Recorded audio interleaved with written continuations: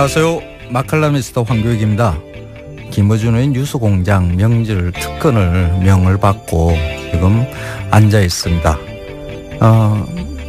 오면서 잠시 쉬는 시간에 뉴스 포탈 그 검색으로 이렇게 봤더니 실시간 검색이 추석 차례상, 추석 지내는 법, 지방 쓰는 법, 경고 학생 부군신이 지방에 이렇게 쓰는 말이죠. 그게 검색어 상단에 쭉 있습니다. 추석이면 아침에 차례상 차리고 차례를 지내는 것이 가장 전통을 잘 지키는 일처럼 이렇게 되어 있지만은 사실 이런 게 중요하지는 않죠. 저는 오늘 추석 차례상 안 차렸습니다. 몇 년 동안 굳이 유교식의 차례상을 차리고 해야 되는가? 저는 유교를 믿는 유학자도 아니고요. 그래서 없앴습니다. 이런 형식이 중요한 게 아니라 조상을 기리는 이런 날이라 그러면 이 마음이 중요하거든요. 어떤 음식을 차려놓고 할 것인가? 그거는 각자 마음에 드는 맛있는 음식 앞에 놓고 조상을 기리는 마음만 있으면 되지 않을까 싶습니다. 김우준의 뉴스공장 명절 특근은 대표적인 화제 인터뷰를 다시 보내드리고 있습니다. 오늘은 두 번째 순서로 뉴스공장을 찾은 명사 인터뷰를 준비했습니다. 김우준의 뉴스공장은 명절 특근 프로그램이 협찬이 많습니다. 고향 가는 길 안전운전이 최고의 보험입니다. 득케이 손해보험 에듀카. 도착은 빠르게 가는 길은 이렇군요. 도착은 빠르게 가는 길은 편하게 U+1 원내비. 귀순길 피곤할 땐 든든한 비락치케로 재충전. 깨끗하고 안전한 에너지로의 전환. 한국지역난방공사. 국민과 함께하는 든든한 행복에너지 한국전력. 생활 속 불합리한 차별 법제처에 신고하세요. 차별법령신고센터. 올해에도 가족을 위해 국가건강검진 꼭 받으세요. 국민건강보험공단. 서민의 원스톱 금융파트너 1397 서민금융통합지원센터와 함께합니다.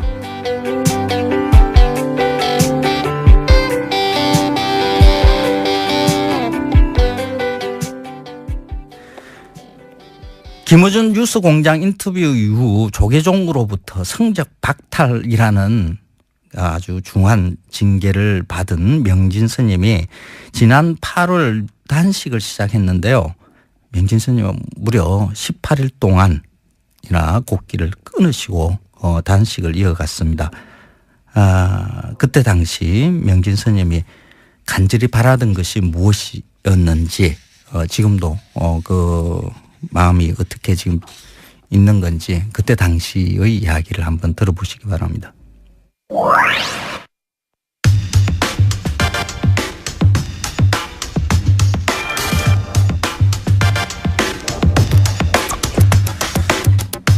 작년 뉴스공장과 인터뷰를 한 이유로 조계종으로부터 성적 박탈 처분을 받았다. 네, 그런 분이 계십니다. 명진 스님 지금 무기한 단식 중이시죠? 네. 전화로 만나보겠습니다. 안녕하세요, 스님. 안녕하지 못합니다. 지금 단식을 지금 며칠째 하고 계십니까? 오늘 11일째예요. 11일째. 목소리가 완전 생생하신데 11일. 다 도력이죠. 도력? 네. 도력, 예.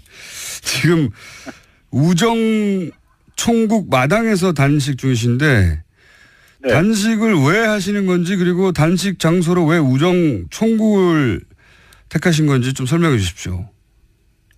이 장소가 적광 스님이라는 어린 스님을 조계종의 자승의 묵인 방조 교사에 의해서 조계종 청사로 끌고 가서 네. 무차별 폭력을 가한 데입니다. 빨개 벗겨놓고. 적광 스님이라고 하는 분을 폭행한 장소예요? 예, 자기 비리를 폭로하는 기자회견을 하겠다는 걸 막기 위해서 지하실로 끌고 들어가서 고문을 한 거죠. 빨개 벗겨놓고 목을 조르고 피가 나도록 두드려 크고 해가지고. 빨개 벗겨놓고요? 예, 그렇죠. 오호. 그러니까 지금 말씀은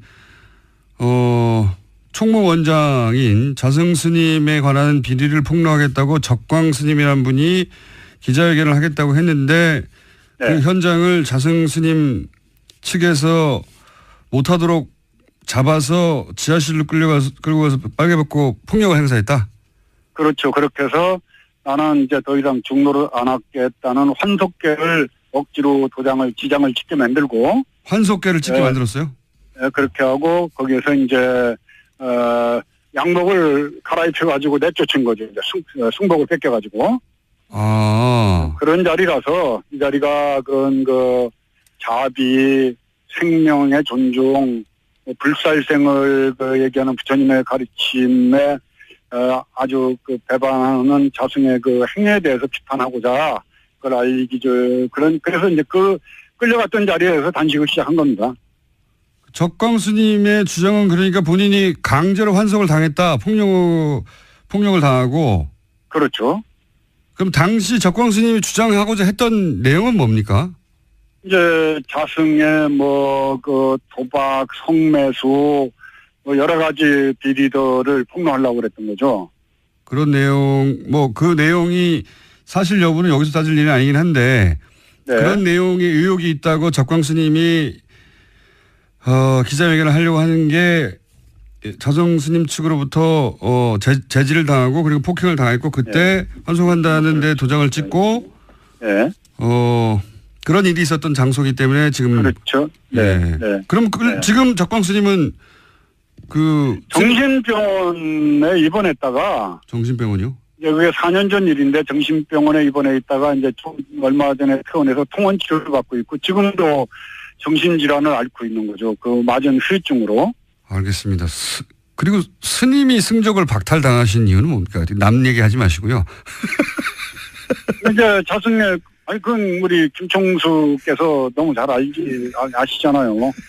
자승에 대한 무차별 비판이 이제 본인의 신기를 거슬렸는데. 작년 12월에 하신 인터뷰, 예. 네, 그렇죠. 예. 근데 이제 서산대사라고 아시죠? 네네.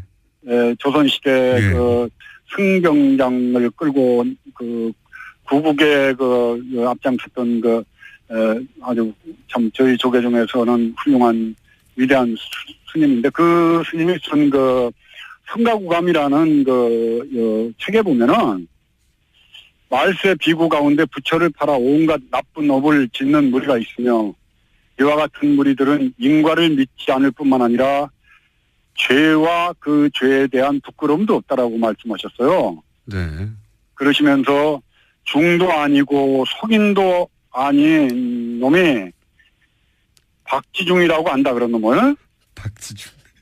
박지중. 혀를 가지고도 설법 못하는 이를 벙어리 염소중이라 하였으며 승려의 모양에 속인의 마음을 쓰는 이를 머리 깎은 거사. 지은 죄가 무거워서 꼼짝할 수 없는 이를 지옥 찌꺼기. 부처를 팔아서 살아가는 이를 가사 입은 도둑놈이라고 그런다. 이게 이제 지금 말법 시대 자승과 자승 일당 무리들을 칭하는 말이라고 저는 생각을 하죠. 예. 그런 말을 듣고 어떻게 가만히 있습니까? 네. 저희가. 그래도 이게 제적은 좀 심했죠. 네. 자, 그러면은 지금 단식 투쟁을 하시는 이유는 특별히 그 장소를 택해서 하시는 이유는 이제 적광 스님에 대해서 진실을 밝혀야 한다는 것과 그리고 본인에 대한 승적 박탈 처분이 부당하다는 것을 지금 말씀하시는 거죠. 또 제가 이명박 시대 강남 한복판에서 공문서. 이명박 정권에 대해서 날선 비판했지 않습니까? 네네네. 예, 근데 그때 저를 사찰을 했겠어요, 안 했겠어요? 했겠습니다. 안 했으면은 원세훈이 직무유기를 한 거라고 생각을 합니다. 근데 사찰을 한 내용이 아마 일정한 부분은 확인이 된 걸로 알고 있습니다. 국정원 적폐청산 TF에서 이제 봉은사 퇴출에 국정원이 개입을 했다. 네. 뭐 자세한 내용은 아니지만은 네. 저를 사찰했다는 그런 근거들이 정황들이 있는 걸로 저는 얘기를 들었어요. 제가 아는 바로는 MB 정권의 고인사, 언론사 간부 등의 증언에 따르면은 네. 국정원이 봉은사에서 스님을 퇴출시키기 위해서 전단팀을 운영했고 그리고 정기적으로 보고서를 작성했다. 뭐 이런 일들이 추정되고 있다. 뭐 이런 이야기가 좀 나오고 있습니다. 예. 예. 그러니까 그걸 빨리 좀 조사를 해달라고 촉구하는 것도 그 의미에 지금 단식의 의미에 많이 들어가 있는 거죠. 알겠습니다. 자, 네. 그리고 또 있습니까? 이 단식에서 세상에 알리고 싶은 부분이? 일단은 이명박근혜 시대를 저는 평가하기를 욕망의 시대에서 무치의 시대, 부끄러움이 없는 시대. 잘못이 있으면 부끄러워해야 되는데 네. 온갖 악행을 저지르고 범죄 행위를 저지르고도 뻔뻔한 거, 부끄러움을 모르는 거. 이게 이명박근혜 시대를 상징하는 키워드라고 저는 생각을 해요. 네네. 네, 조계종도 역시 마찬가지입니다. 부인을 감춰놓고 돈을 모으고 폭력을 행사하고 또 가진 악행을 저지르고도 부끄러워할 줄 모르는 그 집단이 돼버렸어요. 그래서 저는 그 조계종의 이 개혁이 더 나아가서 기독교계나 천주교 쪽에도 물론 여러 가지 문제점들이 있으리라고 판단이 됩니다. 그 종교가 세상을 걱정해야 되는데 세상이 종교를 걱정하는 이 시대가 마감이 되고 종교가 세상 사람들에게 위안이 되고 의지가 되고 위로가 되는 쉼터가 되는 그런 세상이 되기를 바라는 마음으로 단식을 하고 있습니다. 알겠습니다. 종교가 세상을 걱정해야 되는데 세상이 종교를 걱정한다. 네. 한마디로 요약을 해 주셨는데 그렇게 하는 이유 중에 하나가 뭐 여러 가지가 있겠습니다만 종교하고 정치가 분리되어 있는데 분리되어야 한다고 헌법에 명시되어 있죠. 그런데 이게 제대로 지켜지지 않는다. 그런 말씀이지 그렇죠. 않습니까? 그러니까 정치가 종교에 개입하는 게 아니라 종교가 정치에 갖다 붙는다 이렇게 봐야 됩니까? 어떻게 해석해야 되죠? 정치권에서는 적당하게 뭐 예산 문제로 예. 종교계에 지원을 해주고 예. 종교계는 표로서 거기에 보답을 하면서 상호 보완 역할을 하면서 같이 타락하고 부패하는 거죠. 다른 종교는 그렇다고 치고 예를 들어서 지금 문제 삼고 계시는 조계종에서 이렇게 뭐랄까요 정치권에 도움을 주고 한 사례들이 있습니까? 지난번 그 대선 때도 자승 원장이 네. 아마 뭐 안철수 캠프에도 또 문재인 그 후보 캠프에도 다 사람들을 넣고 여러 가지로 정치적 작업을 하면서 도와준다라고 이렇게 약속을 한 걸로 제가 확인을 하고 있습니다. 지난 대선 때는 그럼 어떻습니까? 지지난 대선이나 뭐 2007년이나 뭐 2000. 그때도 마찬가지죠. 이명박 그 2007년 대선 때는 자승 본인이 747 불교 지원단 상임 고문을 맡아서 747 불교 지원단. 이상득을 데리고 다니면서 전국적으로 선거운동을 했어요. 이상득 의원과 함께요? 그렇죠. 저한테도 봉은사를 찾아와서 이명박 후보가 봉은사 신도들에게 이렇게 인사를 하고 말을 하게 해달라고 그래서 아니 서망교회에 그 불교 신도가 가서 대통령 나왔다고 인사를 하자고 그러면 허락해 주겠느냐. 그거는 내가 허락할 수가 없다. 그리고 종교와 정치는 분리가 돼야지 되는데 그런 짓 하면 안 된다라고 이상득 의원과 자승을 놓고 내가 따끔하게 훈계를 해서 돌려보냈죠. 그게 이제 봉은사 퇴출 원인의 시발점이 됩니다. 그리고 그런 얘기도 있더라고요. 자승 원장 측에 그 가까운 분이 청와대 행정관으로 들어갔다. 맞습니까? 네, 그런 걸 통해서 뭐 행정관, 문화관광부의 종무관, 국립공원관리공단의 감사, 에너지공단의 또 감사, 뭐 곳곳에 틈만 남은 자기 사람을 갖다 심는 것도 확인을 했습니다. 그랬었군요. 그래서 이제 그것까지 포함해서 종교는 종교로 돌아가자고 주장하시는 거고. 그런데 지금 단식하시는 장소 인근에 맞불 천막이 있다면서 이건 무슨 일입니까? 네. 그 뭐 단식하는 바로 앞에다가 천막을 쳐놓고 제가 많이 보이는 거기에서 빵도 먹고 뭘 먹어가면서 저를 이렇게 약을 올리는 것 같아요. 그 맞불 천막은 네. 스님과 반대되는 의견을 가지신 스님들이 또 단식을 하는 게 아니라 거기서는 밥을 먹어요? 네, 거기서 먹어가면서 저를 보고 싱글싱글 웃고 그래서 어제는 그쪽에 가가지고 제가 짜장면 시켜줄까 그러고 왔습니다. 아니, 짜장면이 제일 먹고 싶거든, 단식하면은. 아니, 열 하루 되셨는데 이렇게 생생하십니까? 그거 다 도력이죠, 뭐. 도력. 지금 계획은 얼마나 하실 예정이십니까? 일단 저는 뭐 기한이 없기 때문에 내일 그만둘 수도 있고, 네. 또 뭐 제가 쓰러질 때까지 할 수도 있고 하기 때문에 그거는 전체 정황 돌아가는 거 보면서 결정할 예정입니다.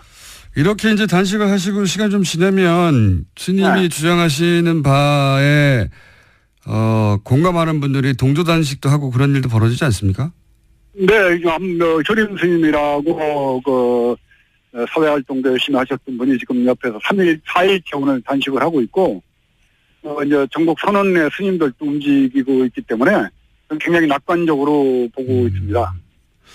알겠습니다. 지금 우정 총국 마당에서 단식 중이신 명진 스님과 인터뷰하고 있는데 저희가 오늘은 시간 여기까지 해야 될 것 같은데 앞으로 또 변화가 있거나 또 새로운 상황이 생기면 다시 연결하겠습니다만은 오늘 이 인터뷰 마지막에 혹시 청취자분들에게 혹은 불자분들에게 하실 말씀 있으신지? 단식을 해보니까 짜장면이 그렇게 먹고 싶어요. 그래서 우리 김총수가 단식 끝나고 나면 짜장면 꼭대기로 한 걸 사주십시오. 아니 시청자 여러분께 어떤 뭐 이렇게 의미 있는 한마디 이런 거 말고 짜장면 사달라고요? 아니 배고파요. 한 열흘 굶으니까 배고프죠. 시청자 여러분들, 한국 사회가 좀 더 밝아지려면은 대통령 한 분 바뀌었다고 그래가지고 저는 세상이 바뀔 거라고는 생각 안 합니다. MBC, KBS 또 노동의 현실까지 다 해서 이 쌓여있는 적폐들이라는 게 한순간에 없어지겠습니까? 각국 갇혀서 정말 우리가 어둡고 정말 음습하면서 어려웠던 과거의 이 부패들을 청산하는데 앞서 나가는데 제가 조계종부터 개혁을 해서 여러분들에게 정말 정의가 이기는 모습 꼭 보여드리겠습니다. 성원해 주십시오. 감사합니다. 알겠습니다. 오늘 말씀 감사합니다. 네, 감사합니다. 건강하시고요. 네. 지금까지 명진 스님이었습니다. 네. 명진 스님께 지지를 보내고 싶은 청취자분들은 시민 108만 명 서명운동을 하고 계시다고 하니 거기 동참하시면 될 것 같고요. 그리고 저희는 반론기도 항상 고정하고 있습니다. 맞불 텐트에 계신 분들이나 혹은 자승 스님 쪽에서 반론이 있으시면 연락 주십시오. 항상 반론권을 보장합니다. 단식 열 하루째 나는 날에 명진 스님의 목소리라고는 믿기 힘들 정도로 이렇게 힘이 있고 강단이 있습니다. 역시 도력이 대단하신 분입니다. 예비단식까지 포함해서 19일 동안 곡기를 끊으셨다고 해요. 그 이후에 건강이 많이 악화돼서 주변 분들이 만류하는 일들이 있고 워낙 몸이 건강이 안 좋으신 상태라서 응급차량에 실려 가시면서 단식을 끝냈습니다. 먹을 것을 거부하는 단식은 생존 본능조차 의지로 이겨내는 장엄한 저항 선언이다. 상대를 해치기보다 자신을 먼저 희생하는 자비의 마음이기도 하다. 명진 스님이 단식을 하고 있을 때 한 불교 단체에서 내놓은 성명서에 이런 내용이 있습니다. 남을 해치기보다는 스스로 자신을 희생하는 그런 자비의 마음에서 나오는 단식이죠. 명진 스님 건강 많이 회복하시고요. 짜장면 드시겠죠? 뉴스 공장에 또 찾아주시면 고맙겠습니다. 골반 잡자 바로 잡자 바디로직, 허리 통증 바로 잡자 바디로직, 몸매 교정 바로 잡자 바디로직, 자세가 좋아지는 골반 교정 타이즈 바디로직. 검색창에 골반 교정 바디로직. 삐딱하게 한 남성 골반 허리에도 역시 바디로직입니다. 바디로직의 효과를 못 느끼셨다면 100% 환불해드립니다. 자세한 환불 조건은 홈페이지를 참조하세요. 또 떨어졌어. 너 또 입사 시험 봤어? 아니, 차량용 핸드폰 거치대 말이야. 여러 개 사봤는데 실패의 연속이야. 떨어지고 시야 가리고 운전석에서도 멀고 뭐 좋은 거 없을까? 싼 것만 찾으니까 그렇지. 제대로 된 거 하나 사서 편리하게 쓰는 게 더 낫지. 그런 게 있어? 그럼 있지. 1, 2, 3 할 때 2. 힘 세다 할 때 힘. 2 힘. 투 힘? 2배로 힘이 세다는 건가? 네이버 검색창에 2 힘을 검색해보세요. 이거 먹고 제가 한번 볼일 봐가지고 네. 바나나 나오는 바람에 원숭이들이 들고 그래가지고 네. 어우 몇십 마리가 달라붙어가지고 시끄럽했던 기억이 있습니다. 아침마다 원숭이를 불러 모으는 미궁 대장사랑이었습니다.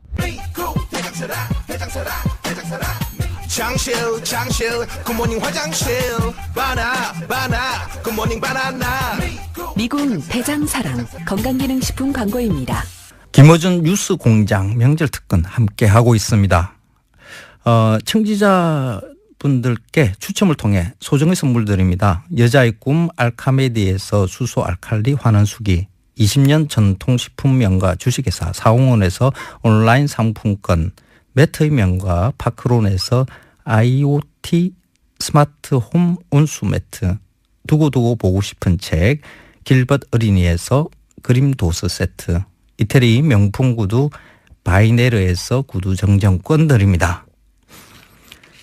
김우전 뉴스공장 명절특근, 오늘 두 번째 마련한 인터뷰는 뉴스공장 최초로 부자가 같이 나오셔가지고 인터뷰를 하셨어요.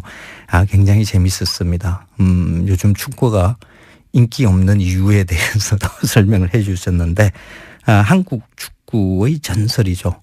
차범근 감독, 그리고 그의 아들, 아주 멋진 차두리 코치 부자의 인터뷰 한번 다시 들어보시겠습니다.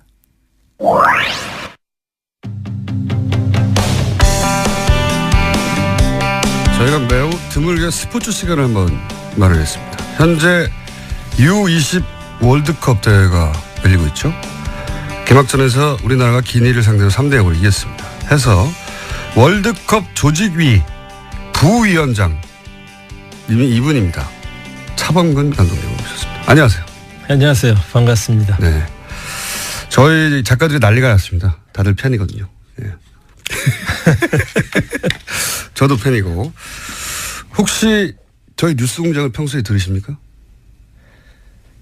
그래서 집사람은 뭐 아주 즐겨 듣고요. 예. 저는 이제 가끔 옆에서 동냥하죠.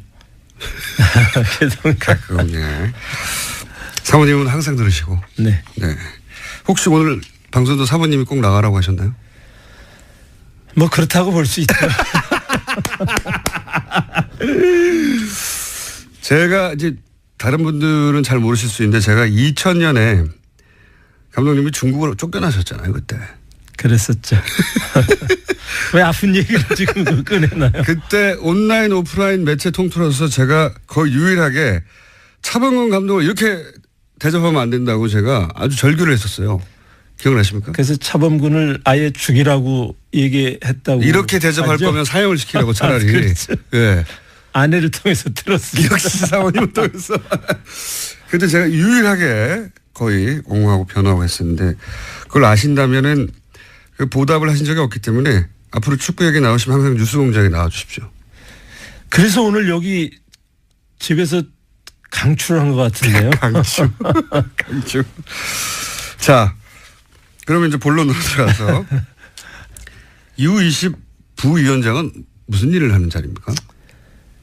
글쎄 뭐 대회를 알리고 이제 홍보하는 그런 역할이. 홍보가 잘 홍보하시는 건 못 봤는데요. 제 역할인데요. 예. 이 참 공교롭게도 이 지금 FIFA U20 월드컵 대회가 굉장히 큰 대회인데, 예. 대회 전에는 최순실 사건으로 계속 가려가지고 예선전 때. 네. 그래서 이제 굉장히 많이 걱정을 했는데, 그래서 이제 기대를 좀 했어요. 우리 이제 뭐 대통령 선거가 맞춰지면 이제 좀 홍보가 좀 잘 되겠다. 그리고 기대를 했는데 이 지금 대통령 선거를 마치고 나니까 예. 지금 문재인 대통령이 예. 너무 떠가지고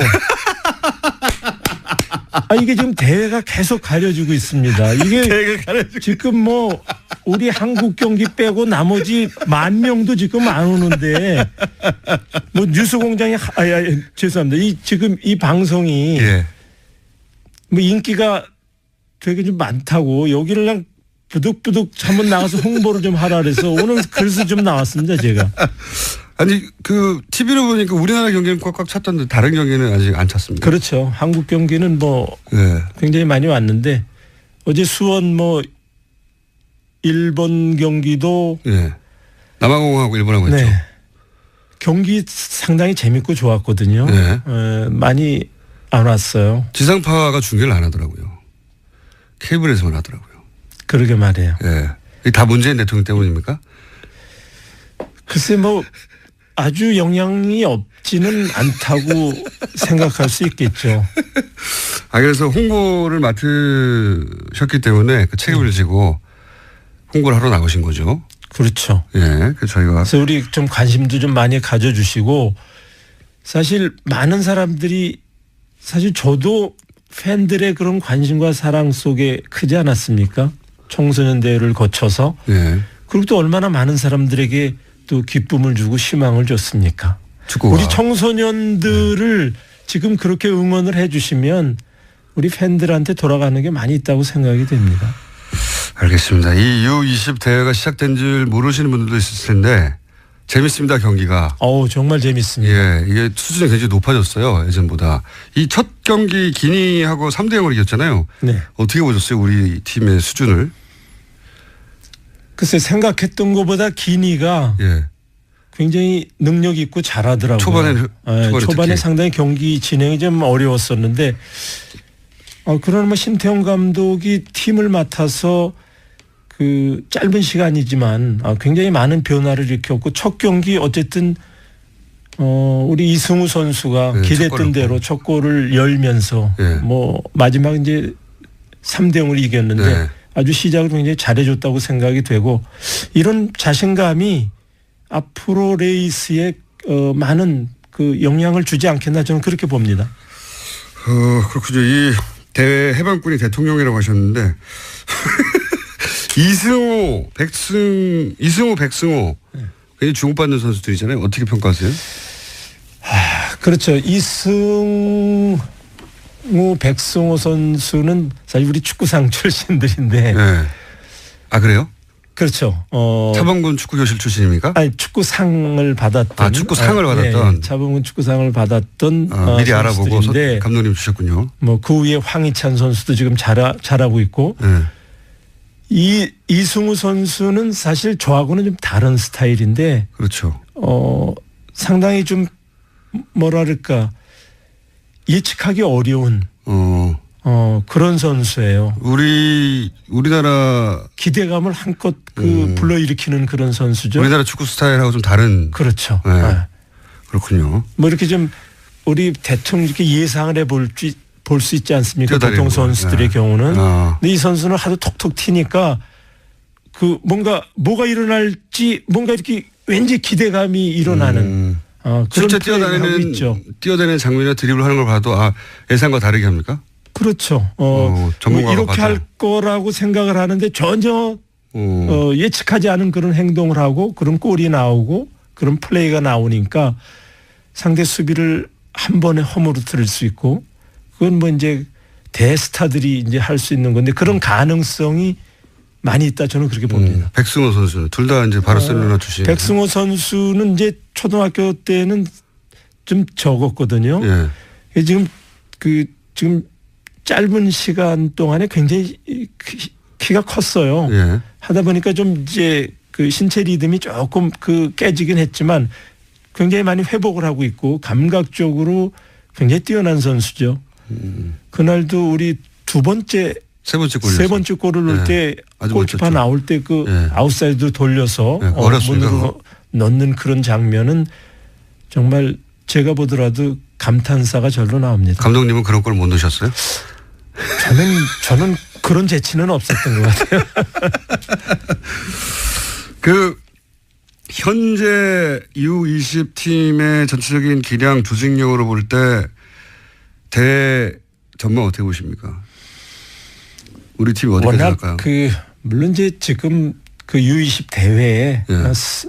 한국 빼고 23개 팀이 뭐 한 팀이라도 이렇게 얕볼 수 있는 팀은 없죠. 예. 다 능력이 있는데 특히 이제 아르헨티나, 잉글랜드, 기니 우리 조가 아주 죽음의 조 아닙니까? 예, 예. 또 실제로 잉글랜드 아르헨티나전을 보니까 아르헨티나가 잉글랜드에 3대0으로 지긴 했지만 예. 역시 만만한 팀이 아니더라고요. 그래서 저는 뭐 예선전을 잘 넘기면 뭐 이미 조 추첨 때도 얘기를 했지만 저는 뭐 4강 이상 성적을 내신 기대하고 있습니다. 그 일본 항상 전통의 라이벌인데 일본 경기는 어떻게 보셨어요? 어제 일본 경기 있었는데. 일본 기량은 어떻습니까? 일본은 우리하고는 좀 다른데 우리는 좀 더 파괴력이 있고 선이 글쎄 어쨌든 공격을 만들어가는 그런 과정이 아주 부드럽고 섬세하고 이런 부분이 우리하고는 조금 좀 다른 것 같아요. 전통적으로 미들이 강하다 항상 일본은 여전히 그런가요? 수비에서부터 네. 공격을 전환해 가는 그런 플레이가 뭐 요즘에 선진 축구에게 점유율 축구를 우리가 많이 얘기를 하는데 아주 전형적인 그런 축구를 하고 있고 좀 마무리 과정이 조금 아쉽긴 하지만 네. 얕볼 수 없는 우리하고 붙으면 어떻게 될까요? 한 번 이기고 한 번 진 것 같은데 제 기억에는. 글쎄 이제 우리가 저기 홈이니까 네. 뭐 지금과 같은 그런 기세라면 전 뭐 충분히 압도할 수 있다 이렇게. 자, 이 U20 이야기는 일종의 이제 저희 미끼죠. 미끼고 본론 중에 하나는 지난주에 손흥민 선수가 말이죠. 21골을 넣었어요. 네. 네, 그래서 온 언론에서 이제 뭐 차범근을 넘어섰다느니 이런 얘기를 하고 있습니다. 저 개인적으로는 어림도 없다라고 생각하는데 아직 개인적으로는 그렇게 생각하지만 당사자의 얘기를 직접 들어봐야 되는 게 아니냐. 그래서 제가 또 모신 것이기도 하거든요. 저 요새 그런 질문도 많이 받고 엄청 많이 받으시죠. 공식적으로야 예. 정말 재밌습니다. 그리고 그 숨겨져 있는 예. 이름을 자꾸 이렇게 우리 손흥민 선수가 들춰주니까 너무 좋아요. 손흥민 덕분에 그렇잖아요. 차범근 이름이 계속 나오기 때문에 계속. 그래서 앞으로 우리 손흥민 선수가 예. 그 숨겨진 그런 것들을 굉장히 많이 찾아줄 것 같은 기대감이 있습니다. 감독님의 과거의 그렇죠. 업적을 계속 그렇죠. 드러내줄 것이다. 혹시 차두리 코치 또 밖에 나와 있는데 이 대화는 참여할 수 없을까요? 글쎄 뭐 제 3자가 아무래도 좀 보는 그러니까요. 당사자보다는 그래도 밖에 계신데 저희가 들어오실래나 안 들어오실래나 들어오실 것 같습니다. 왜냐하면 제가 여러 가지 전문적인 질문을 할 생각이거든요. 이야 이거 오늘 아니 차 운전하고 오셨는데 오신 김에 놀면 뭐하나요. 네. 탐탁지 않은 표정으로 강제로 끌려 들어오신 차두리 코치님 안녕하십니까? 네 안녕하세요. 네, 제가 뭘 여쭤보려면 차범근 선수가 뛴 분데스리가하고 손흥민 선수가 뛴 분데스리가의 차이점.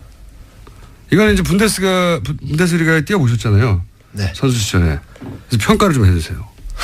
차이가 있죠. 많은 차이가 있는 것 같아요. 네. 네. 뭐 그때 당시만 해도 이제 지금으로 말하면 옛날이고. 네. 근데 옛날이다 보니까 이제 이 용병 제한이 있었습니다.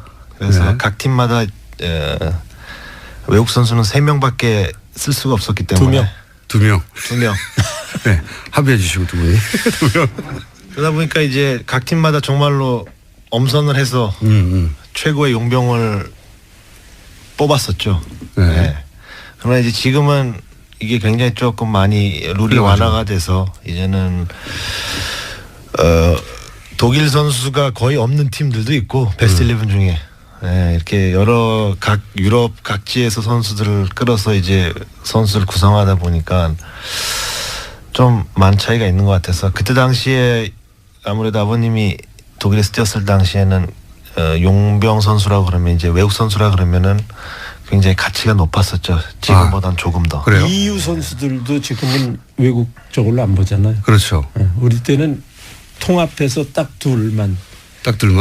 그래서 최고의 선수들만 들어갈 수 있었다. 그렇죠. 들어가기 어렵죠. 아시아 지역 선수는 뭐 더더욱 들어가기 어렵고.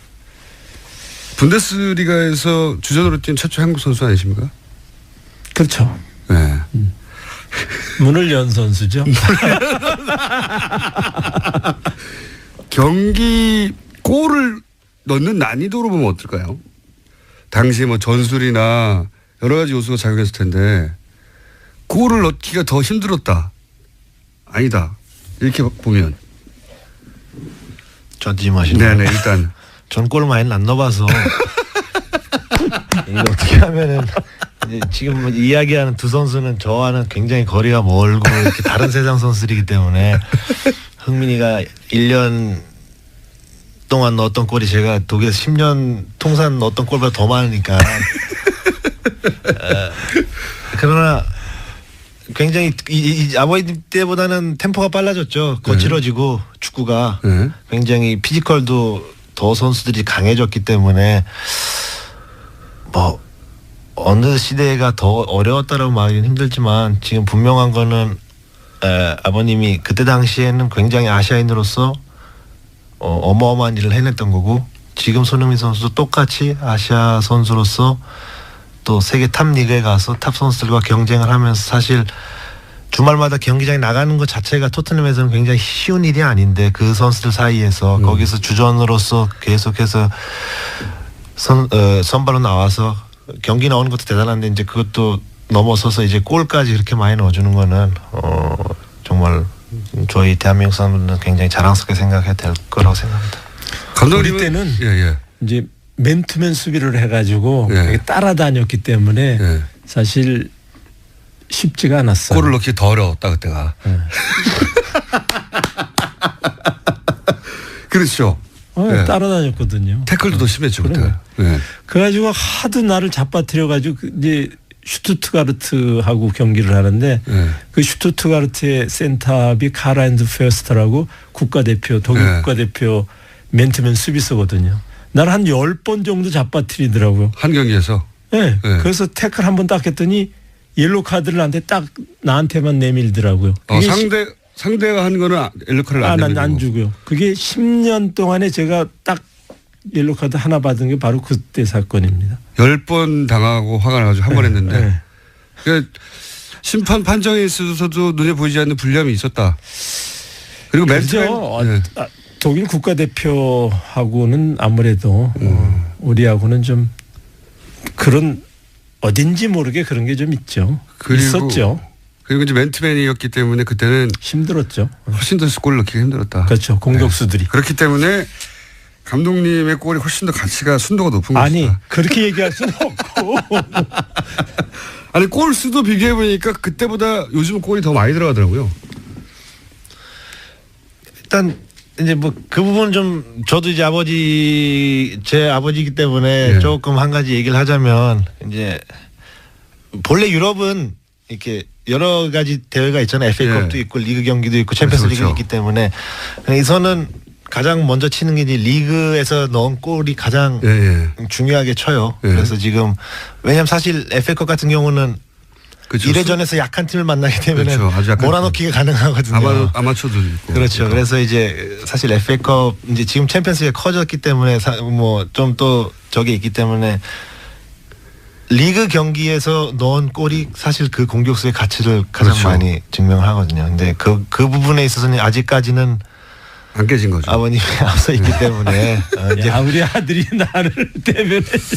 흥민이가 그걸 또 동기부여 삼아서 그 기록마저도 깨서 아버님이 자꾸 좀 이름이 올라가고 다시 어린 친구들한테 초등학생들한테도 차봉이라는 사람이 어떤 사람인가 자꾸 좀 알려줬으면 좋겠어요.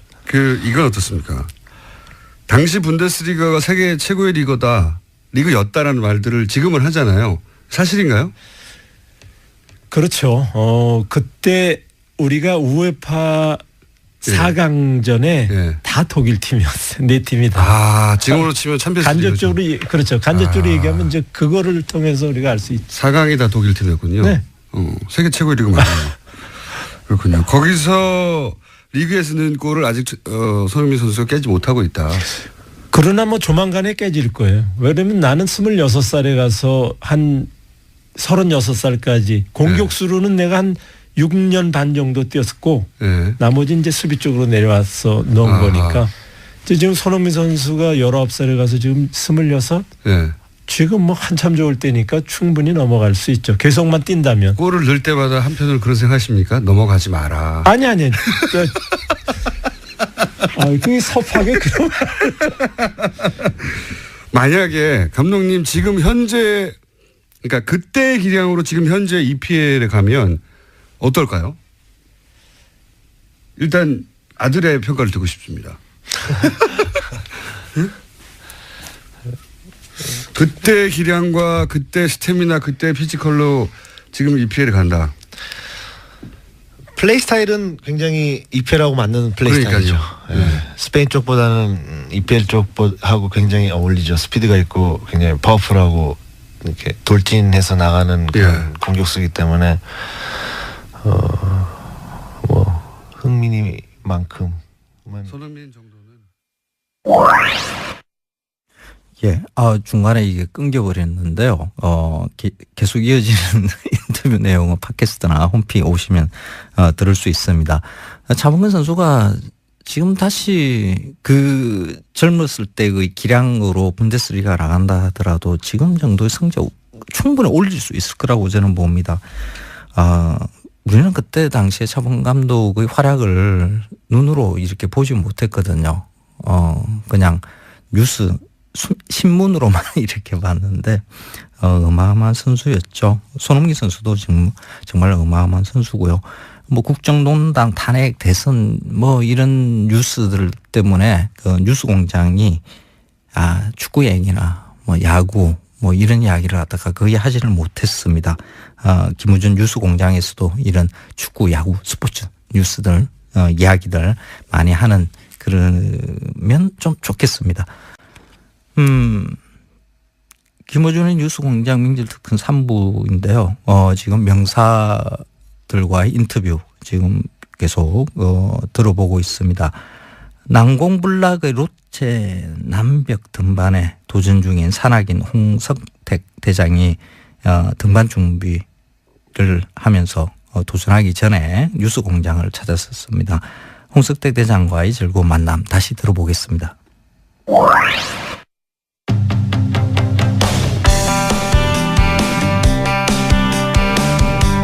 오늘 굉장히 특별한 게스트를 모셨습니다. 세계에 5국지가 있다는 거 아십니까? 네. 이 5국지를 세계 최초로 정복하신 분입니다. 그리고 열흘 후에 로체, 높은 산인 건 압니다, 제가. 로체 남벽, 이 남벽은 아무도 정복 못했다네요. 로체 남벽 정복을 위해서 히말라야로 열흘 후에 떠나실 홍성택 대장님 저희가 모셨습니다. 안녕하십니까? 안녕하십니까. 반갑습니다. 평상시 이렇게 흥미롭게 청취를 하고 있었는데 저를 불러주셔서 정말 영광입니다. 감사합니다. 인사말을 준비하셨군요. 네. 굉장히 흥미롭습니다. 네. 저희가 항상 이제 뭐 정치 시사 관련된 인물만 모시다가 이 워낙 드문 분야잖아요. 세계 일단 5국지가 뭡니까? 5국지가. 네, 5국지라는 거는 이제 인간의 발길이 가장 닿기 어려운 거. 그다음 식물이 살 수 없는 것을 극지라고 하는데 그 대표적인 그 삼극지가 있거든요. 남극, 북극. 예, 그 1극지가 북극점. 예. 그다음 2극지가 남극점. 그다음 예. 3극지가 에베레스트 정상. 이걸 삼극점이라고 하고. 거기까지는 제가 예. 정복했다는 사람들 좀 있지 않습니까? 예, 거기까지 이제 정복을 하고 그다음에 정복 그거를 이제 다 하고 난 사람들이 그걸 한다는 거 이제 걸어서 순수하게 걸어서 가는 걸 이제 예. 온전하게 탐험이라고 할 수 있는데 그걸 끝내고 나면 이제 그다음에 극지가 2극지가 있는 그게 그린란드고 예. 그다음에 베링해인데 그 대부분에다가 삼극지를 하고서 이 베링해에서 다 실패를 하고 무수히 많은 산악인들 탐험가들이 여기를 붙었지만 도전했지만 그게 다 실패를 했죠. 베링해는 바다잖아요. 예, 베링해 2월 달 되면은 거기에 이제 얼거든요. 영하 마이너스 50도 이렇게 되면은 바다가 얼어요? 예, 바다가 얼는데 바다가 어는 거를 이제 건너가는데 그게 실제로 예전에는 이제 저 유럽인들이 그 미 대륙, 그 아메리카 대륙을 발견했다고 하지만 실질적으로 1만 년 전에 예. 이 에스키모인들, 아시아인들이 이 베링해를 건너서 몽골랜드 루트를 해가지고 몽골랜드 루트를 통해서 아메리카 대륙으로 해서 저 남미까지. 아시아에서 소위 말해서 북미로 넘어가는. 예, 그 가장 단거리가 바로 베링해거든요. 예. 그게 바로 이제 러시아하고 알래스카 예, 그 사이에 있는 건데, 예, 거기를 이제 얼은 상태에서 건너가는 건데. 완전히 얼어버린 바다 위를 걷는 겁니까? 예, 예전에 1만 년 전에 얼었는데 지금 이제 지구 온난화 때문에 그 얼음들이 계속 깨지고 막 움직이죠. 움직여서 흘러내리고 있고. 그 얼음과 얼음 사이를. 그거 빠지면 바다 아닙니까? 그렇죠. 얼음과 얼음 사이를. 거기를 왜 걸어가셨어요? 건너서 이제 건너는 건데. 대부분 다 이 삼극지름을 끝내고 난 다음에 이제 자기의 탐험의 능력이나 이런 것을 평가받기 위해서 거기를 도전을 하는데 실질적으로 우리나라에서도 오몽길 대장이나 박영석 대장이나 그다음에 허영호 대장이나 이런 형들이 여기를 갔지만 다 실패했었죠. 그래서 저는 운 좋게 이제. 그게 왜 실패하는 거죠? 여기는 뭐 정말 어떻게 보면 탐험의 하이라이트이고 북극점 축소판을 할 수 있는 것이고 굉장히 뭐 다이나믹하게 움직이거든요. 얼음들이요. 얼음들이 움직이는 게 태평양 쪽으로 흘러내려가고 있거든요. 얼음을. 예, 흘러내려가고 있는데 흘러내려가는 거기를 이제 가로로 질러서 러시아에서 이제 알래스카로 건너가는 거거든요. 그래서 거기에 이제 비우주적인 요소들이 굉장히 많습니다. 그걸 리드라 그러는데 이 얼음과 얼음 사이가 이제 바닷물이 생성되는데 거기 빠지는 경우도 있고 뭐 곰이 나타나는 경우도 있고 이 폴라베어 같은 경우는 북극곰들은 이 굉장히 또 영리하고 뭐 살아있는 모든 동물체들은 다 자기 먹잇감을 생각하고 끊임없이 자기가 한번 목표물을 설정하면은 이 곰들은 끊임없이 이게 저희들이 이게 그 뒤에서 쫓아옵니까? 예, 쫓아오면서 그것도 모습을 감춘 채 뭐 도망가다 싶으면 2, 3m 또 저 멀리서 보고 있고 뭐 100m 근간에서 따라오는 경우도 있고 뭐 그런 것들이 굉장히 스트레스 그런 위험 요소도 북극곰이 쫓아오기도 했어요. 그렇죠. 그리고 이 뭐 곰이 우리는 뭐 미련한 곰이라고 얘기하는데 절대로 미련하지 않습니다. 이 곰이. 그러면은 그렇게 바다가 언 데를 걷다 보니까 그게 갈라져 가지고. 예. 거기 더 이상 못 가는 경우도 있고. 그렇죠. 이 얼음들이 계속 밑으로 흘러내리거든요. 흘러내리는데 우리는 그 옆으로 가로질러서 가야 되는데. 대부분에다가 이제 탐험 한 7, 8일 때쯤 되면은 빠른 속도로 가만히 있으면 유빙이 막 흘러서 1시간에 뭐 3km씩 막 이렇게 떠내려가거든요.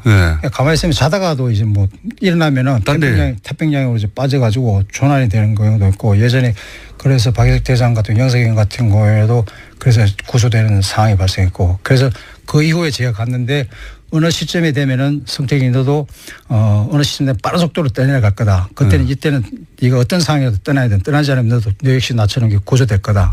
그 상황을 저에게 듣고서 가르쳐 준 거죠. 그래서 저도 어느 순간 그 당시에 블리자드 온 상태에서 뭐 눈보라가 막 치는데. 예, 블리자드 온 상태에서 저희 13시간 정도를 걸었어요. 그리고 저희들 뭐 다 찰진한 정도 힘이 싹 다 빠진 상태에서 밤이 되어가지고 텐트를 치는데 텐트도 뭐 바람이 너무 세게 부니까 텐트 칠 수가 없어가지고 뭐 온갖 노력 끝에 다 쳤는데 텐트 다 찢어지고 또 폴대도 부러지고 그런 상황에서 들어갔는데 뭐 밥에 먹을 힘조차도 남아있지 않은 상태가 된 거죠. 그래서 좀 쉬었다가 일어나가지고 밥을 해먹는데. 대장님 마이크가 자꾸 귀로 가고 있습니다. 아 예. 그래서 밥을 해먹고 나니까 이제 막 이게 떠내려가는 거죠. 아 영석이 형이 얘기한 그 시점이 바로 여기구나. 그래서 가야겠다. 안 그러면 우리는 여기서 조난 당할 거냐 아니면 성공할 거냐 그 두 가지 기로에 있어서 밥 먹을 동안에 대원들 얘기를 안 했죠. 떠나야 되나 아니면 여기서 그냥 구조되는 거냐. 그래서 생각하고 한참 고민 끝에 밥 다 먹고 야 우리 이런 상황인데 떠나야 자지 말고 가자. 예. 오히려 걷자. 예. 그러니까 대원 다 뭐 한마디 그 얘기도 없이 다 준비하겠습니다라고 그래 다시 떠나는 거죠. 그래서 베링해협을 그렇게 도보로 걷는데 얼마나 걸립니까? 그게 80km 직선거리는 80km 정도 되거든요. 그래서 네. 저희들이 걸었던 거는 7박 8일에 건넜습니다. 건너서 마지막 그 첫 번째 마을이 마이크가 점점 기록하고 있습니다, 네. 대장님. 그 우엘레라는 곳이 도착을 했는데 네. 거기에 우엘레에서 마을이 저희들을 도착하는 거 보고서 당신들 어디서 왔느냐. 네. 그래서 러시아에서 건너왔다. 난 너희들이 어디서 온 사람인 거 알고 있다. 뉴스를 통해서. 근데 정말 너희들이 여기서 건너왔다니까 이 사람이 믿지를 않는 거예요. 그러고 난 다음에 너희들 잠시만 기다리라 하고서 막 마을로 들어가가지고 마을에 들어가서 거기 책임자를 불러와가지고 저희들을 만난 거죠. 에스키모. 예, 에스키모인들이 거기에 사는 이후로는 처음으로 건너가신 거예요? 예, 그렇죠. 그게 제가 공식적으로 처음입니다. 그때가. 이야. 며칠 걸리셨다고요? 7박 8일 걸렸습니다. 7박 8일 동안? 예. 그게 정말 이게 엄청난 강경이. 이게 에베레스트 가는 것보다 힘들었습니까? 예. 물론 이게 두 가지 다 이게 에베레스트 히말라야 등반 같은 경우에는 수직 등반으로 위로 올라가는 거고 이게 탐험 같은 경우에 수평 등반인데 등반 방식이라든지 이런 건 패턴이 좀 많이 틀리죠. 장르 자체가 많이 틀린데 그거를 이제 그 두 장르를 오간 우리나라에서는 이렇게 두 장르 오가면 탐험하고 등반하는 사람은 별로 없었죠. 허영호 선배나 뭐 영석영이나 이런 형들밖에 없었는데 그 형들이 이미 다 은퇴하고 또 영석영 같은 경우에는 안나푸르 남백에서 눈사태로 아직까지 못 돌아오고 있고. 그 올라갈 때 다 올라가고 나서 왜 또 옆으로 걷죠? 그건 어디까지 뭐 좋아서 하는 거고요. 그 왜 좋습니까 그게? 저도 해보고 싶긴 한데 예. 에베레스트에 가보고 싶긴 해요. 하지만 제가 못 가겠죠?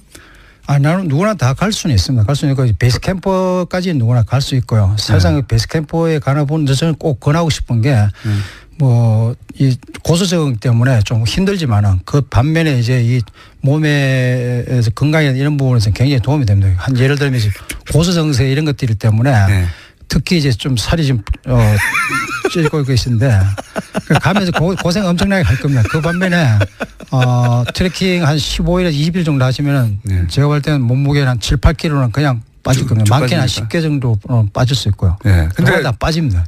빠지는 건 알겠는데 에베레스트 정상까지 제가 갈 수 있을까요? 정상까지는 못 가겠습니까? 근못 들어서 간다는 거 이런 것들은 안 되는 거고. 헬기로 안 될까요? 그 헬기로 갈 수는 있죠. 근데 이제 우리는 우리 이 기호의 기압과 맞게끔 이미 세포가 성장돼 있고 돼 있기 때문에 우리 아무리 건강한 사람이라도 헬리콥터로 예를 들어 7,000m에 내려놨을 때 가정했을 때 살 수 있는 시간 불과 15분에서 20분밖에 살 수가 없습니다. 그리고 갈 수가 있는데 15분 있다가 제가 가요? 예. 그리고 8,000m 내려놨을 때 살 수 있는 시간은 5분 정도밖에 되지 않습니다. 5분에서 10분밖에. 그렇기 때문에 이제 히말라야 등반을 우리는 한국에서는 뭐 가장 높은 산이 한라산이지 않습니까? 한라산 아침 일찍 출발하면 저녁이면 내려올 수 있잖아요. 그러면 뭐 에베레스트나 로체남맥 같은 경우에는 8,500m, 8,800m니까 한 7, 8배 되니까 그러면 뭐 2, 3일 걸리지 않나 이렇게 생각하는데 사실은 이제 고소 적응을 하기 위해서 몸을 고소에 적응하기 위해서 베이스 캠프에 도착하면 2, 3일 쉬었다가 그다음에 이제 식량 장비를 짊어지고 캠프 안에 올라가서 그 식량 장비를 대포시켜 놓고 다시 내려옵니다. 내려와서 하루 쉬었다가 그 다음날 또 캠프 안에 자고 또 한 200-300m, 400-500m 올라가서 또 식량 장비를 디파지하고 그다음에 또 다시 내려오죠. 내려와서 베이스 캠프 쉬었다가 또 캠프 안에서 자고 또 캠프 뒤에 올라가 자고 다시 또 뭘 올라갔다 내렸다 하는 겁니까? 올라갔다 하면서 고도를 조금씩 올리면서 제 몸을 그 고소에 적응을 시키는 거죠. 헬기를 예를 들어 제가 산소 마스크를 쓰고 가도 안 돼요? 헬기가 뜰 수 있는 그 고도는 다들 이렇게 못 주고 헬리콥터에서 뭐 조난 다음에 헬리콥터를 보내면 되지 않느냐 하는데 헬리콥터가 뜰 수 있는 그 고도는 6,000m 이상을 뜰 수가 없습니다. 특수 헬기 나오지 않았나요? 최근에? 예전에 뭐 프랑스인가 이쪽에서 나왔다 그러는데 그건 특수 헬기가 불과 일반적인 노말 헬기들은 뭐 그 정도가 고도가. 그 특수 헬기를 타려면 네팔 군대에 들어가야 된다는 얘기를 제가 들은 적이 있긴 합니다. 그건 제가 처음 듣는 얘기입니다. 네팔인이 돼서 입대해가지고 그 헬기도 어렵군요. 예, 베이스캠프 이상에서 헬기가 잘 뜨려고 하지도 않고 베이스캠프까지는 헬기가 들어옵니다. 그것도 경량 헬기가. 그러니까 6,000m 이상에서 조난 나오면 사실은 사람이 직접 가서 구해내는 거 외에는 방법이 없는 거네요. 그렇죠. 그래서 이제 뭐 그런 상황이 발생되면은 동료가 고출하는지 뭐 그래 돼서 한 7,000m, 8,000m에서 이게 뭐 이게 그런 조난이 되고 한다면은 사실상 이게 뭐 영화 같은 경우 동료가 뭐 구축해서 내려오고 있는데 사실은 그런 것들이 좀 힘듭니다. 스스로 그렇게 됐을 때는 스스로가 이제 뭐 알아서 판단을 해야 되는 거죠. 그걸 동료에게 뭐 전가시키거나 도움을 요청하거나. 영화 같은 거 보면 동료가 구할 수 없다는 걸 알고 스스로 그냥 거기서 포기하더라고요. 예, 내려가라고. 그런 경우가 이제 있는 거죠. 그거는 이제 동료를 위해서 그리고 이제 뭐 사고 난 유형이 여러 가지가 있는데 뭐 예를 들면 이제 뭐 술면 같은 경우도 있고 눈사태도 인터뷰가 좀 잘렸는데요. 팟캐스트 홈페이지 통해서 계속 들을 수가 있습니다. 지금 홍석택 대장은 그 로체 남벽 베이스 캠프에 있을 겁니다. 9월 26일 날 베이스 캠프를 구축했다는 뉴스가 있으니까. 근데 그 이후에 뉴스를 들을 수 없는 게 그 베이스 캠프에서 통신이 안 된대요. 그래서 그 마을까지 내려와서 이제 메일을 보내야 되는데 그 마을까지 내려오는데도 한 일주일 걸린다고 이야기를 합니다. 그러니까 아마 2, 3일 있으면 아마 지금 홍석택 대장이 어느 정도의 위치에 있는지 알 수 있지 않을까 생각을 합니다. 뉴스공장 로고 이렇게 그 등산복에다가 이렇게 받겠다고 이렇게 약속을 하셨는데 약속을 지켰었습니다. 그래서 5번째 도전하는 로체 남벽 등반 올라가시면 김어준의 뉴스공장 로고도 같이 이렇게 둥둥 떠 있을 것이라고 기대를 합니다. 꼭 성공하고 오시기 바랍니다. 오빠, 우리 어디 가는 거야? 정수 가지. 와, 우리 말 타러 가는 거야? 그렇게 좋아? 고민하지 말고 장수로 오세요. 온 가족이 즐기는 승마 체험과 국내 최대 규모의 말역사 체험관 등 장수에는 정말 볼 것, 누릴 것들이 넘쳐난답니다. 말의 심장 소리를 직접 느껴보는 장수에서의 하룬 여행. 장수는 항상 가까이 있습니다. 주말 여행은 장수로. 승마 체험 예약은 063-350-5486. 또 목에 걸렸어. 왜 작은 건 없지? 그럴 땐 더알티지 오메가3. 스마트폰을 너무 많이 봤나 봐. 눈이 너무 건조하네. 그럴 땐 더알티지 오메가3. 손발도 저려. 그럴 땐 더알티지 오메가3. 알았어. 더알티지 오메가3. 그래, 약사들이 만든 GM팜을 검색해보라고. 오케이, GM팜.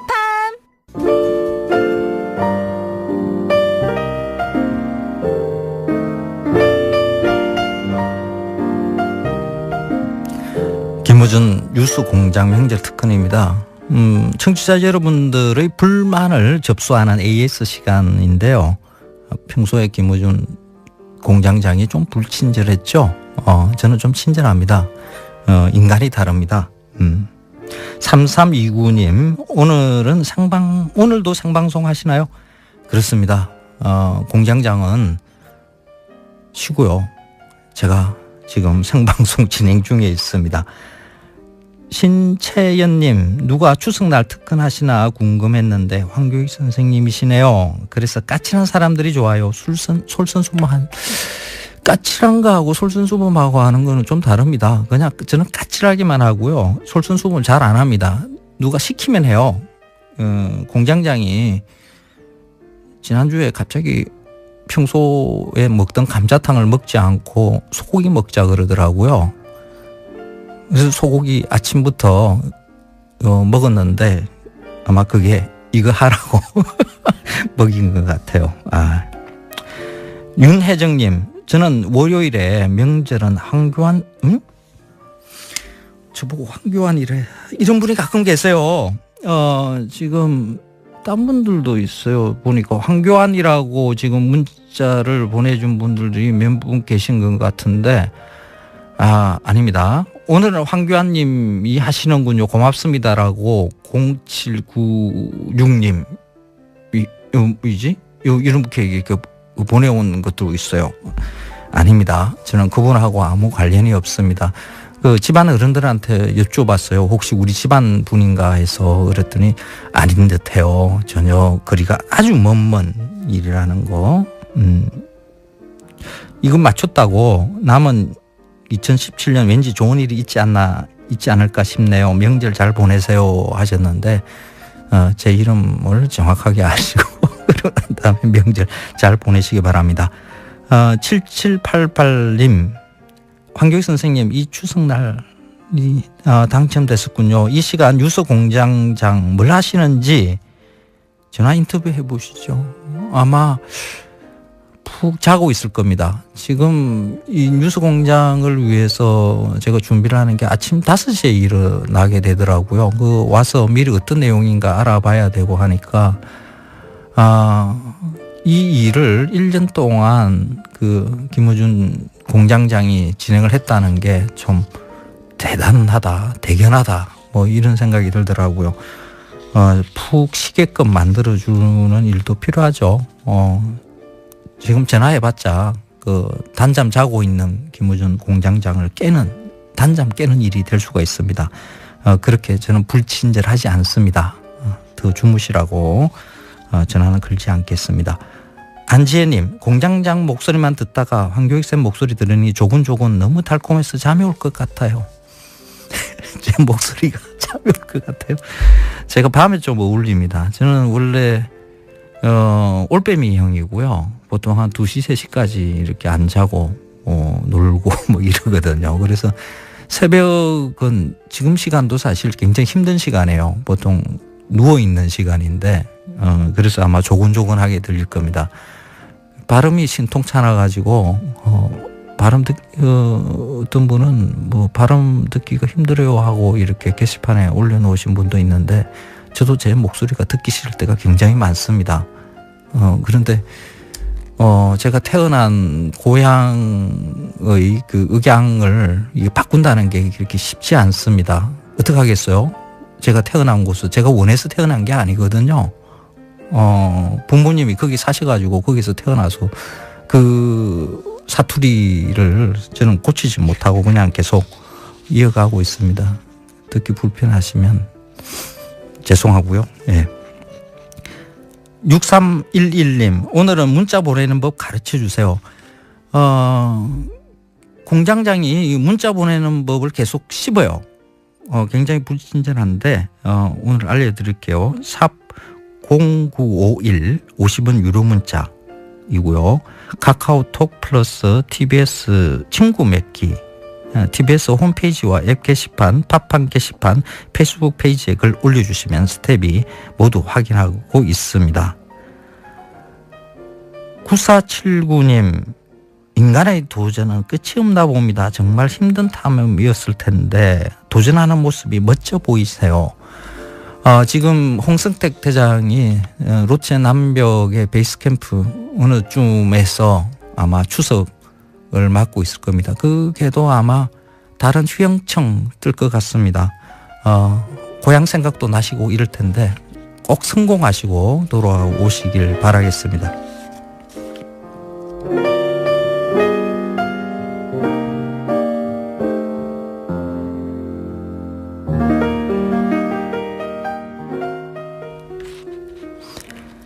김어준의 뉴스공장 명절 특근 함께 해주시는 청취자 여러분께 추첨을 통해 소정의 상품을 드립니다. 준비된 상품 소개해드리겠습니다.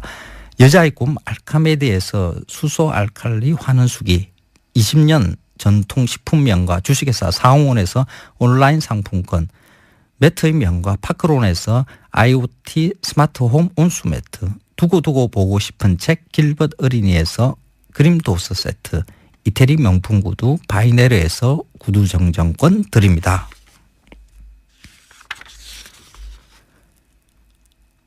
김어준 뉴스공장 명절 특근 마지막 순서는 대단한 특종을 터뜨렸던 인터뷰였죠. 미국 워싱턴의 메트로폴리탄 경찰국의 조세보 팀장이 인터뷰한 내용입니다. 다시 한번 들어보시겠습니다.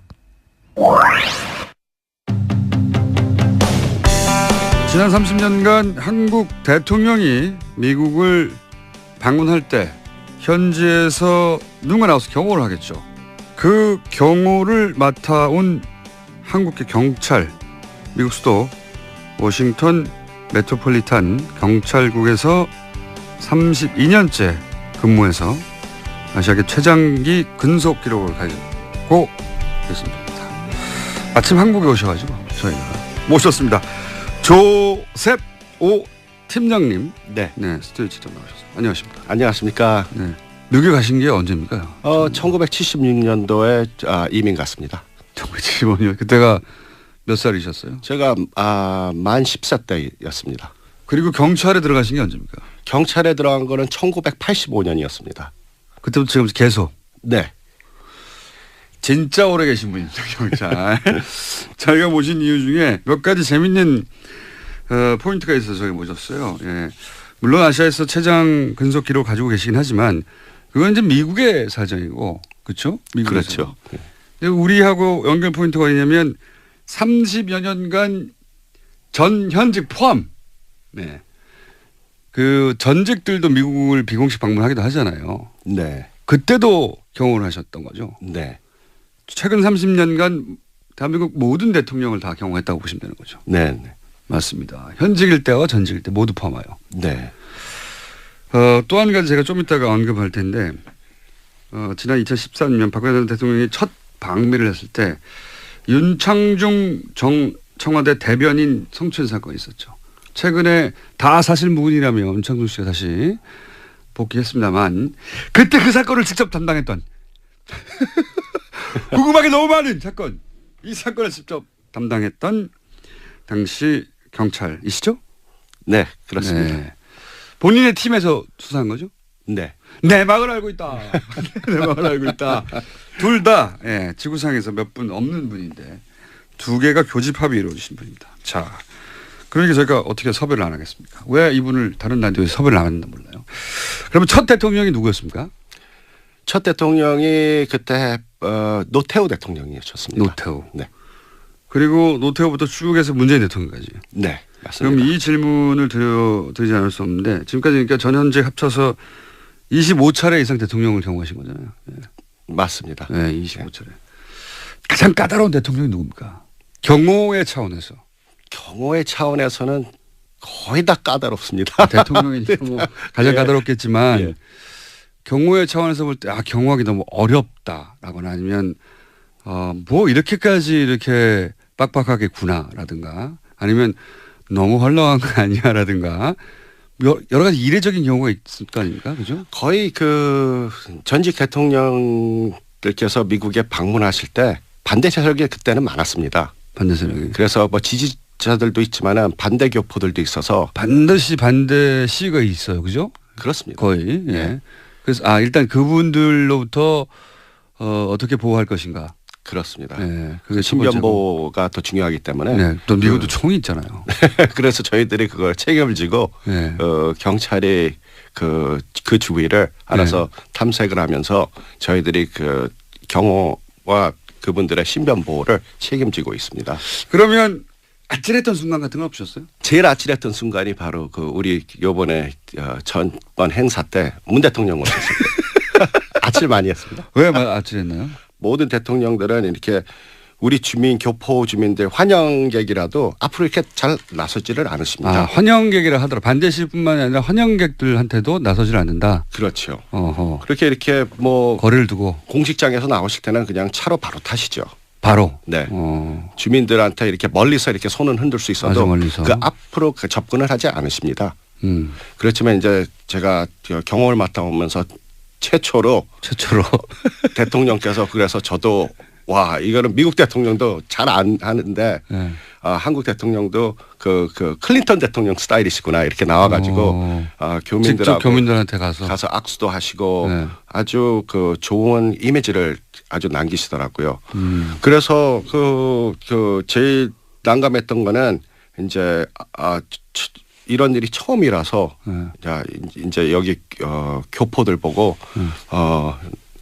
따라다니시더라고요. 이 교포들이 어떻게 너무 한국 분들이 우수하니까는 정보를 다 알고 계세요. 그래서 그 저희들이 현장에 뭐 1시간 전에 도착했는데 이분들은 뭐 4시간 5시간 전에 어떤 분은 노스 캐롤라이나 뭐 그 먼 데서 10시간 12시간 운전하고 전 가족이 대통령 뵙겠다고 워싱턴까지 와서 그런 거 처음 있는 일입니까? 예. 쨍볕에서 뭐 대통령 앞으로 대여섯 시간이 있어야지 오는데 거기서 기다렸다고 합니다. 그러면서 꼭 만나야 된다고 그래서 그렇게 만나시고 싶으십니까? 그랬더니 소원이라 그러시더라고요.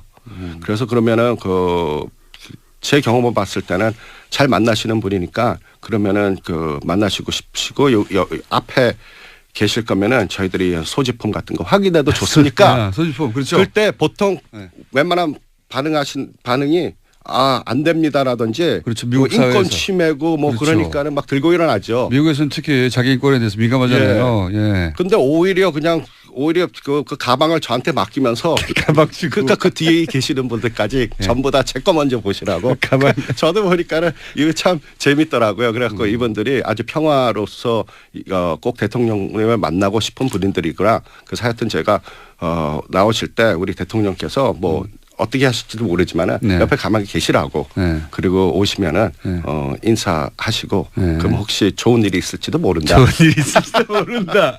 그 기뜸을 해주죠. 근데 이제 아주 그러면 이제 대통령님께서 내려오시면서 나와서 반기시고 또 사진도 같이 찍고 그 제가 봤을 때 이게 우리 대한민국도 이제 민주주의 국가가 다 됐구나. 이게 그냥 선진국이 아니라 대선진국하고 비슷하구나. 왜 그런 걸 보니까는 아주 대한민국 자체가 진보로 가는구나. 전에는 다 보수적이었는데 그래서 그걸 보고 제가 흐뭇했습니다. 굉장히. 예. 문재인 대통령은 그냥 손을 흔드는 게 아니라 그 군중석으로 들어가요. 예, 맞습니다. 군중석으로 들어가서 같이 막 셀카 찍고. 네. 거기서도 그랬을 텐데. 예. 거기서 뭐 다 그러셨는데요. 네. 그게 이제 당황스러웠다. 네, 그게. 기본적으로 30년간 해왔던 경호의 방식하고 전혀 달랐기 때문에. 그렇죠.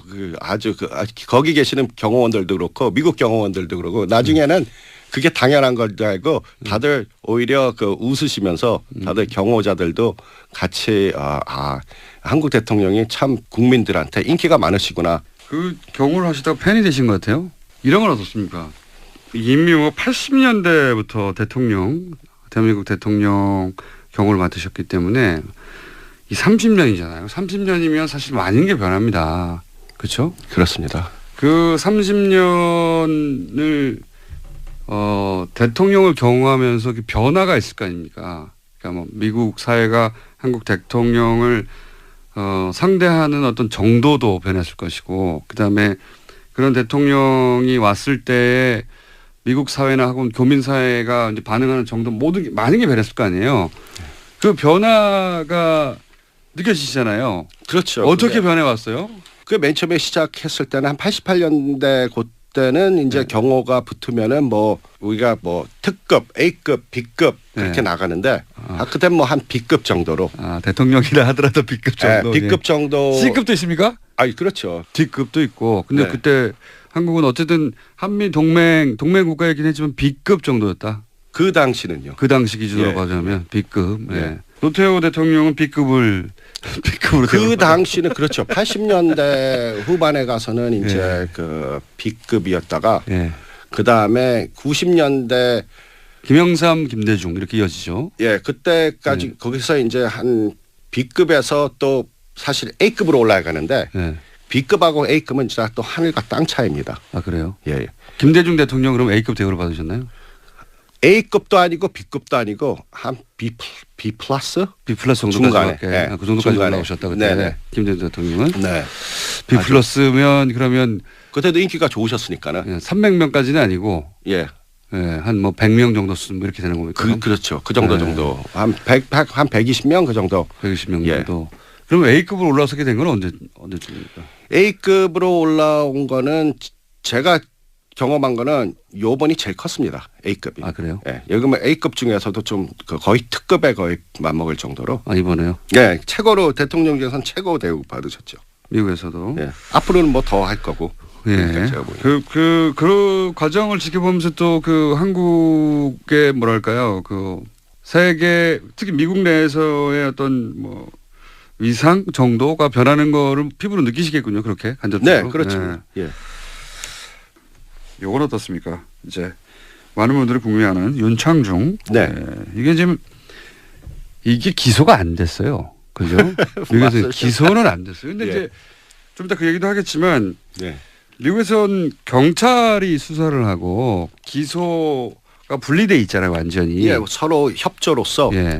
모든 공권력과 수사권은 경찰이 다 가지고 있습니다. 네. 검경 수사권은 분리되어 있기 때문에 이제 우리나라에서 이제 그거 큰 이슈입니다. 근데 제가 이런 말씀을 드리는 이유는 뭐냐면 미국의 검찰은 기소하지 않았어요. 그렇죠? 네. 그런데 검찰이 기소하지 않았기 때문에 그 윤창중 씨는 바로 기소하지 않았지 않느냐. 내가 그 소위 아무런 일도 없었다. 난 무죄다라고 주장하면서 최근에 다시 활동을 시작하셨는데 근데 그 시점으로 돌아가서 수사는 하셨을 거 아닙니까? 그리고 기소 의견으로 송치를 한 건지 아니면은 불기소 의견으로 송치했기 때문에 검찰이 기소를 안 한 건지가 전혀 다른 거 아닙니까? 그죠?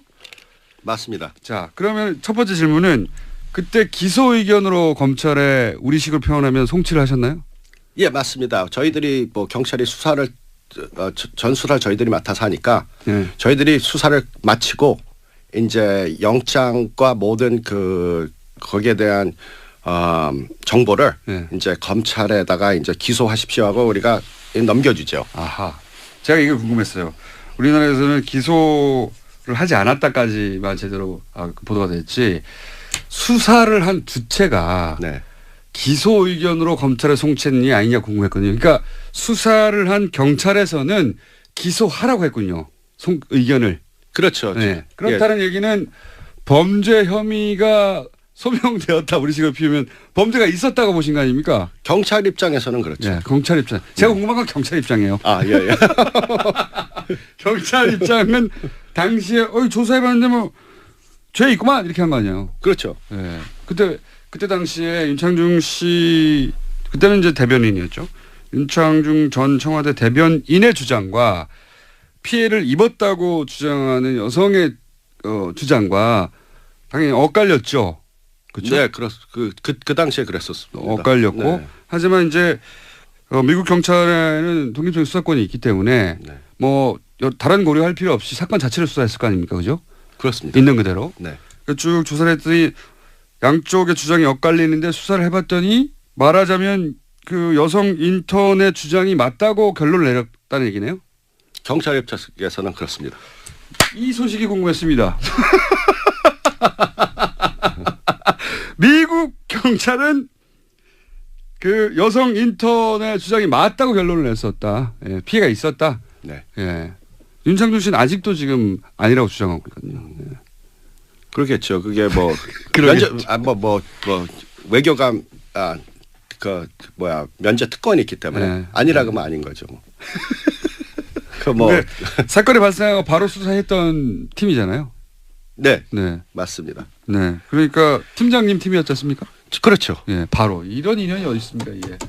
특종이에요, 특종. 특종.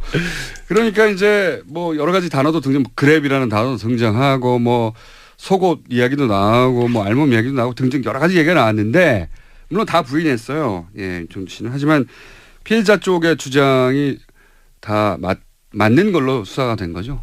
그렇죠. 저희 입장에서는.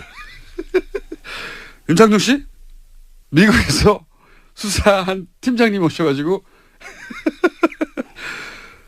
범죄 혐의가 소명됐다고 지금 당시로서는.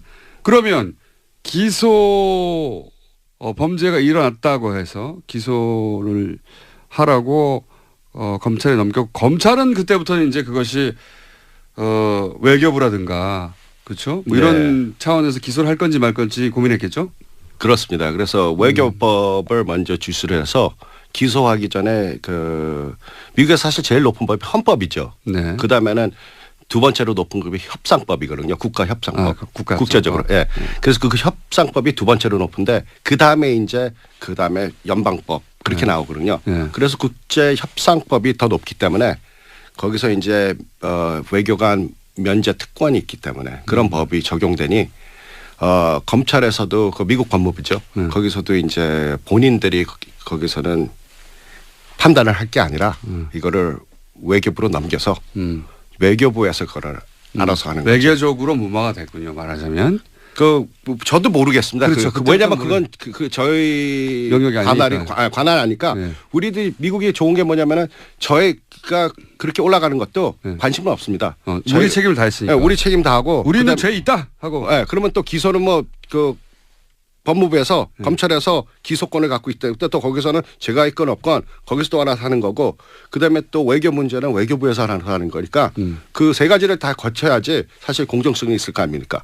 한쪽에서 우리가 죄가 있다 없다 그래갖고 한쪽에서 우리가 구워 삶으면 안 되죠. 그건 완전히 부정부패가 돼버리니까. 실제 죄는 있는데 이것이 외교적으로 무마된 것으로 추정이 되네요. 예, 조사한 경찰의 입장에서는 조사한 경찰이 가장 잘 알죠.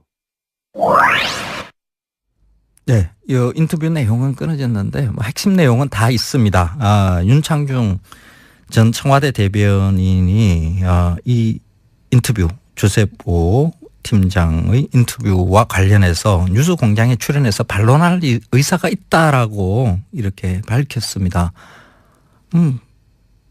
괜찮죠?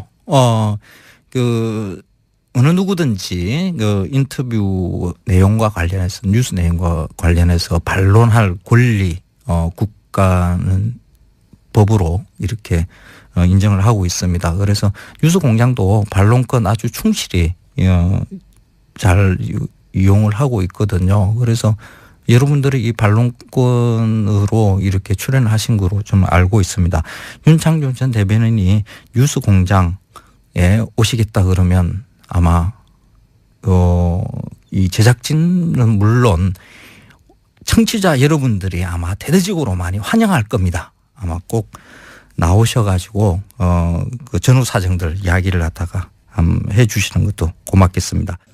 프로그램 도움 주신 분들 소개해드립니다. 김우준의 뉴스공장 면접 특허는 고향 가는 길 안전운전이 최고의 보험입니다. 득케이 손해보험 에듀카 도착은 빠르게 가는 길은 편하게 U+ 원내비 귀성길 피곤할 땐 든든한 비락식혜로 재충전 깨끗하고 안전한 에너지로의 전환 한국지역 난방공사 국민과 함께하는 든든한 행복에너지 한국전력 생활 속 불합리한 차별 법제처에 신고하세요. 차별법령신고센터 올해에도 가족을 위해 국가건강검진 꼭 받으세요. 국민건강보험공단 서민의 원스톱 금융파트너 1397 서민금융통합지원센터와 함께합니다.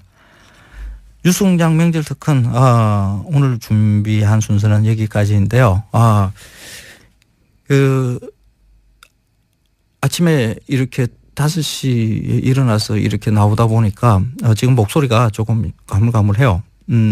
추석 원래는 저도 아침 일찍 일어나서 큰 집에 가서 차례 지내고 했던 그 기억이 생생합니다. 그런데 제가 몇 년 전부터 뭐 차례 꼭 지낼 필요가 있는가 하고 이야기를 했고요. 실제로 저도 차례를 없앴고요. 이게 대한민국은 유교 국가가 아니거든요. 그래서 유교식의 차례를 반드시 지내야 하는 것으로 우리가 고집할 필요는 없다고 봅니다. 그래서 그러면 추석에 뭐 하고 뭘 해야 되는가? 그래서 관련되는 여러 가지의 자료들을 뒤져봤어요. 한가히 추석은 노는 날입니다. 노시기 바랍니다. 즐거운 추석 되시기 바라고요. 저는 다음 주 금요일 아침 8시 40분 까칠한 미식가 코너로 다시 찾아오겠습니다. 안녕. 하고 있습니다. 지난 대선 때는 그럼 어떻습니까? 지지난 대선이나 2007년이나 2010. 그때도 마찬가지죠. 이명박 2007년 대선 때는 자성 본인이 747 불교 지원단 상임 고문을 맡아서 747 불교 지원단 이상득을 데리고 다니면서 전국적으로 선거운동을 했어요. 이상득 의원과 함께요? 그렇죠. 저한테도 봉은사를 찾아와서 이명박 후보가 봉은사 신도들에게 이렇게 인사를 하고 말을 하게 해달라고 그래서 아니 서망교회 그 불교 신도가 가서 대통령 나왔다고 인사를 하자고 그러면 허락해 주겠느냐. 그거는 내가 허락할 수가 없다. 그리고 종교와 정치는 분리가 돼야지 되는데 그런 짓 하면 안 된다라고 이상득 의원과 자성을 놓고 내가 따끔하게 훈계를 해서 돌려보냈죠. 그게 이제 봉은사 퇴출 원인의 시발점이 됩니다. 그리고 그런 얘기도 있더라고요. 자성 원장 측에 그 가까운 분이 청와대 행정관으로 들어갔다. 맞습니까? 네, 그런 걸 통해서 뭐 행정관, 문화관광부의 종무관, 국립공원관리공단의 감사, 에너지공단의 또 감사, 뭐 곳곳에 틈만 남은 자기 사람을 갖다 심는 것도 확인을 했습니다. 그랬었군요. 그래서 이제 그것까지 포함해서 종교는 종교로 돌아가자고 주장하시는 거고. 그런데 지금 단식하시는 장소 인근에 맞불 천막이 있다면서 이건 무슨 일입니까? 네. 그 뭐 단식하는 바로 앞에다가 천막을 쳐놓고 그 제가 많이 보이는 거기에서 빵도 먹고 뭘 먹어가면서 저를 이렇게 약을 올리는 것 같아요. 그 맞불 천막은 스님과 반대되는 의견을 가지신 스님들이 또 단식을 하는 게 아니라 거기서는 밥을 먹어요? 네, 거기서 먹어가면서 저를 보고 싱글싱글 웃고 그래서 어제는 그쪽에 가가지고 제가 짜장면 시켜줄까 그러고 왔습니다. 아니, 짜장면이 제일 먹고 싶거든, 단식하면은. 아니, 열 하루 되셨는데 이렇게 생생하십니까? 그거 다 도력이죠, 뭐. 도력. 지금 계획은 얼마나 하실 예정이십니까?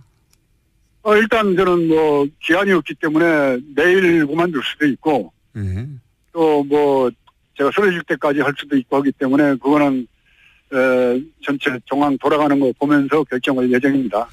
이렇게 이제 단식을 하시고 시간 좀 지나면 스님이 주장하시는 바에 공감하는 분들이 동조 단식도 하고 그런 일도 벌어지지 않습니까?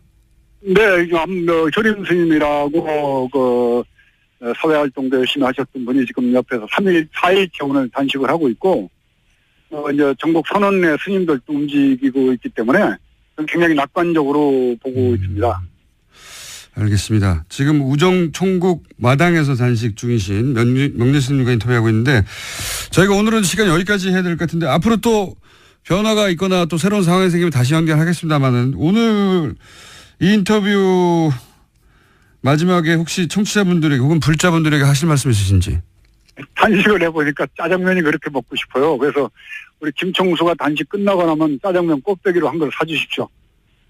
아니 시청자 여러분께 어떤 뭐 이렇게 의미 있는 한마디 이런 거 말고 짜장면 사달라고요? 아니 배고파요. 한 열흘 굶으니까 배고프죠. 시청자 여러분들 한국 사회가 좀 더 밝아지려면은 대통령 한 분 바뀌었다고 그래가지고 저는 세상이 바뀔 거라고는 생각 안 합니다. MBC, KBS 또 노동의 현실까지 다 해서 이 쌓여있는 적폐들이라는 게 한순간에 없어지겠습니까?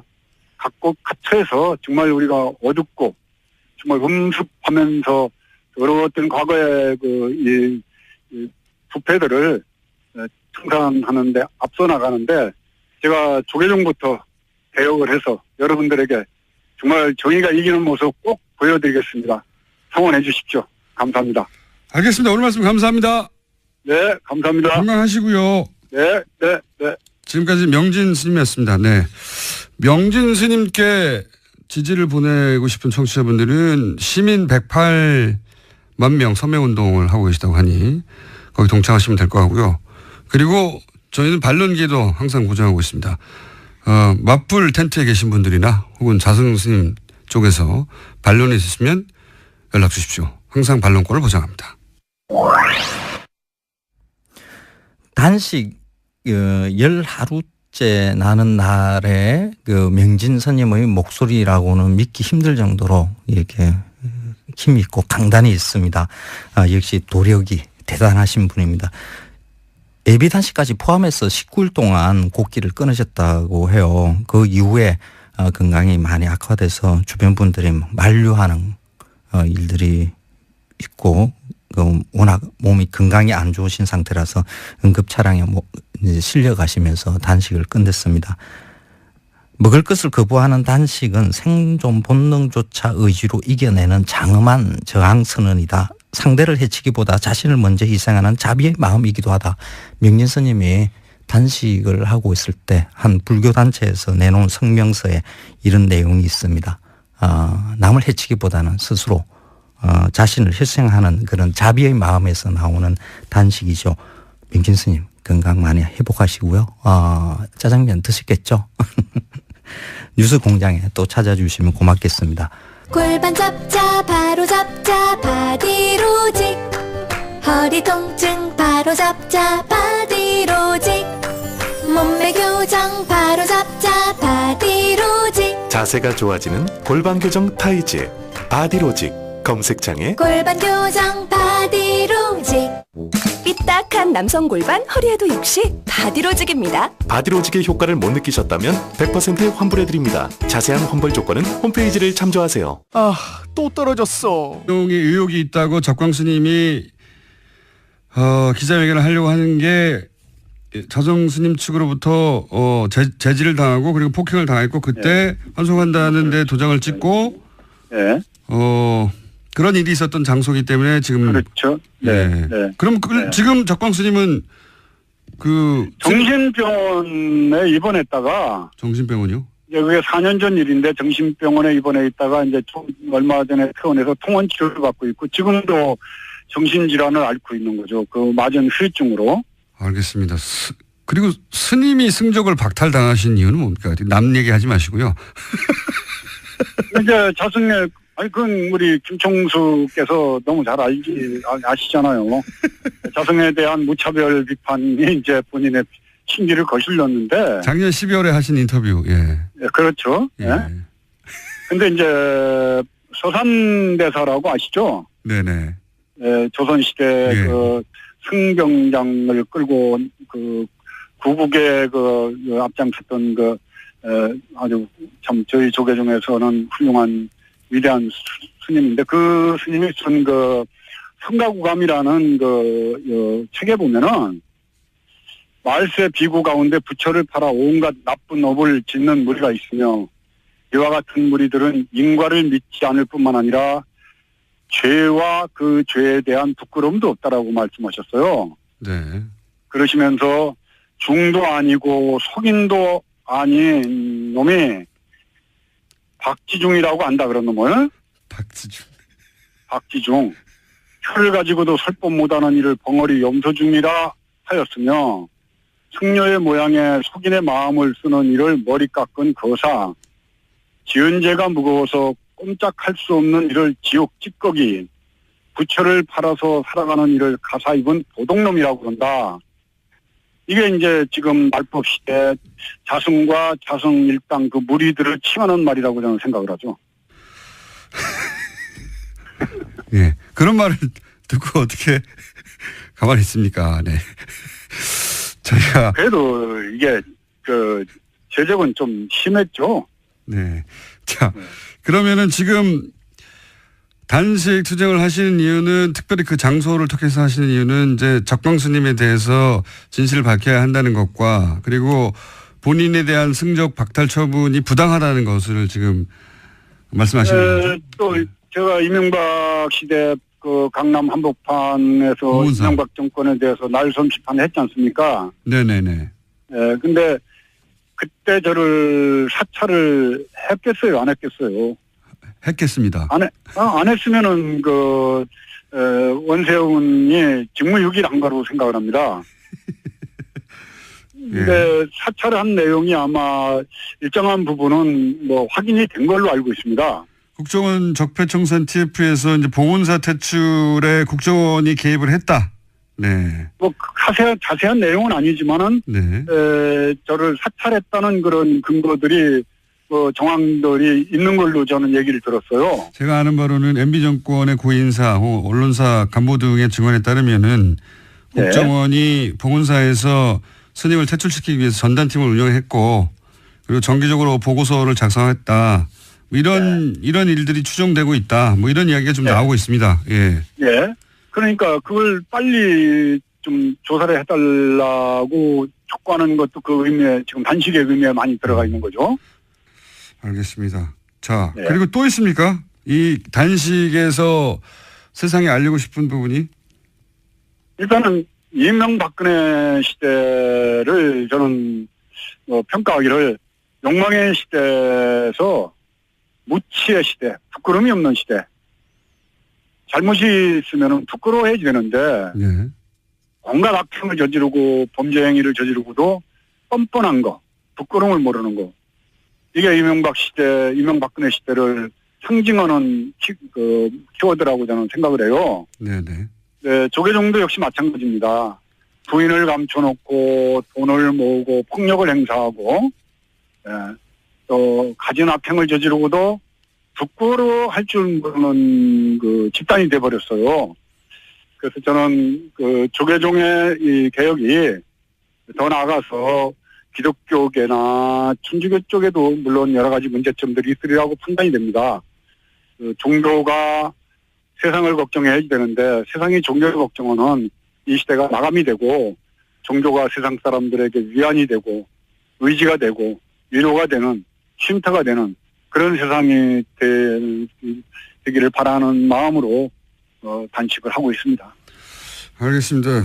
종교가 세상을 걱정해야 되는데 세상이 종교를 걱정한다. 네. 한마디로 요약을 해주셨는데 그렇게 하는 이유 중에 하나가 뭐 여러 가지가 있겠습니다만 종교하고 정치가 분리되어 있는데 분리되어야 한다고 헌법에 명시되어 있죠. 그런데 이게 제대로 지켜지지 않는다. 그런 말씀이지 그렇죠. 않습니까? 그러니까 정치가 종교에 개입하는 게 아니라 종교가 정치에 갖다 붙는다 이렇게 봐야 됩니까? 어떻게 해석해야 되죠? 네, 정치권에서는 적당하게 뭐 예산 문제로 종교계에 지원을 해주고 종교계는 표로서 거기에 보답을 하면서 상호 보완 역할을 하면서 같이 타락하고 부패하는 거죠. 다른 종교는 그렇다고 치고 예를 들어서 지금 문제 삼고 계시는 조계종에서 이렇게 뭐랄까요 정치권에 도움을 주고 한 사례들이 있습니까? 지난번 그 대선 때도 자승 원장이 아마 뭐 안철수 캠프에도 또 문재인 그 후보 캠프에도 다 사람들을 넣고 여러 가지로 정치적 작업을 하면서 도와준다라고 이렇게 약속을 한 걸로 제가 확인을. 너 또 입사 시험 봤어? 아니 차량용 핸드폰 거치대 말이야. 여러 개 사봤는데 실패의 연속이야. 떨어지고 시야 가리고 운전석에서도 멀고 뭐 좋은 거 없을까? 싼 것만 찾으니까 그렇지. 제대로 된 거 하나 사서 편리하게 쓰는 게 더 낫지. 그런 게 있어? 그럼 있지. 1, 2, 3 할 때 2. 힘 세다 할 때 힘. 2 힘. 2 힘? 2배로 힘이 세다는 건가? 네이버 검색창에 2 힘을 검색해보세요. 이거 먹고 제가 한번 볼일 봐가지고 바나나 나오는 바람에 원숭이들이 들고 그러가지고 어우 몇십 마리가 달라붙어가지고 시끄럽했던 기억이 있습니다. 아침마다 원숭이를 불러 모으는 미궁 대장사랑이었습니다. 장실 굿모닝 화장실 바나 굿모닝 바나나. 미궁 대장사랑 건강기능식품 광고입니다. 김어준 뉴스공장 명절특근 함께하고 있습니다.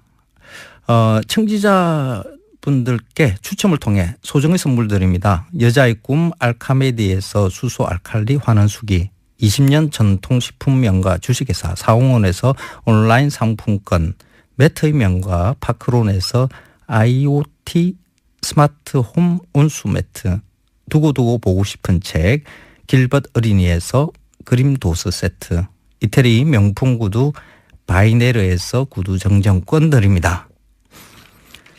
김우전 뉴스공장 명절특근 오늘 두 번째 마련한 인터뷰는 뉴스공장 최초로 부자가 같이 나오셔가지고 인터뷰를 하셨어요.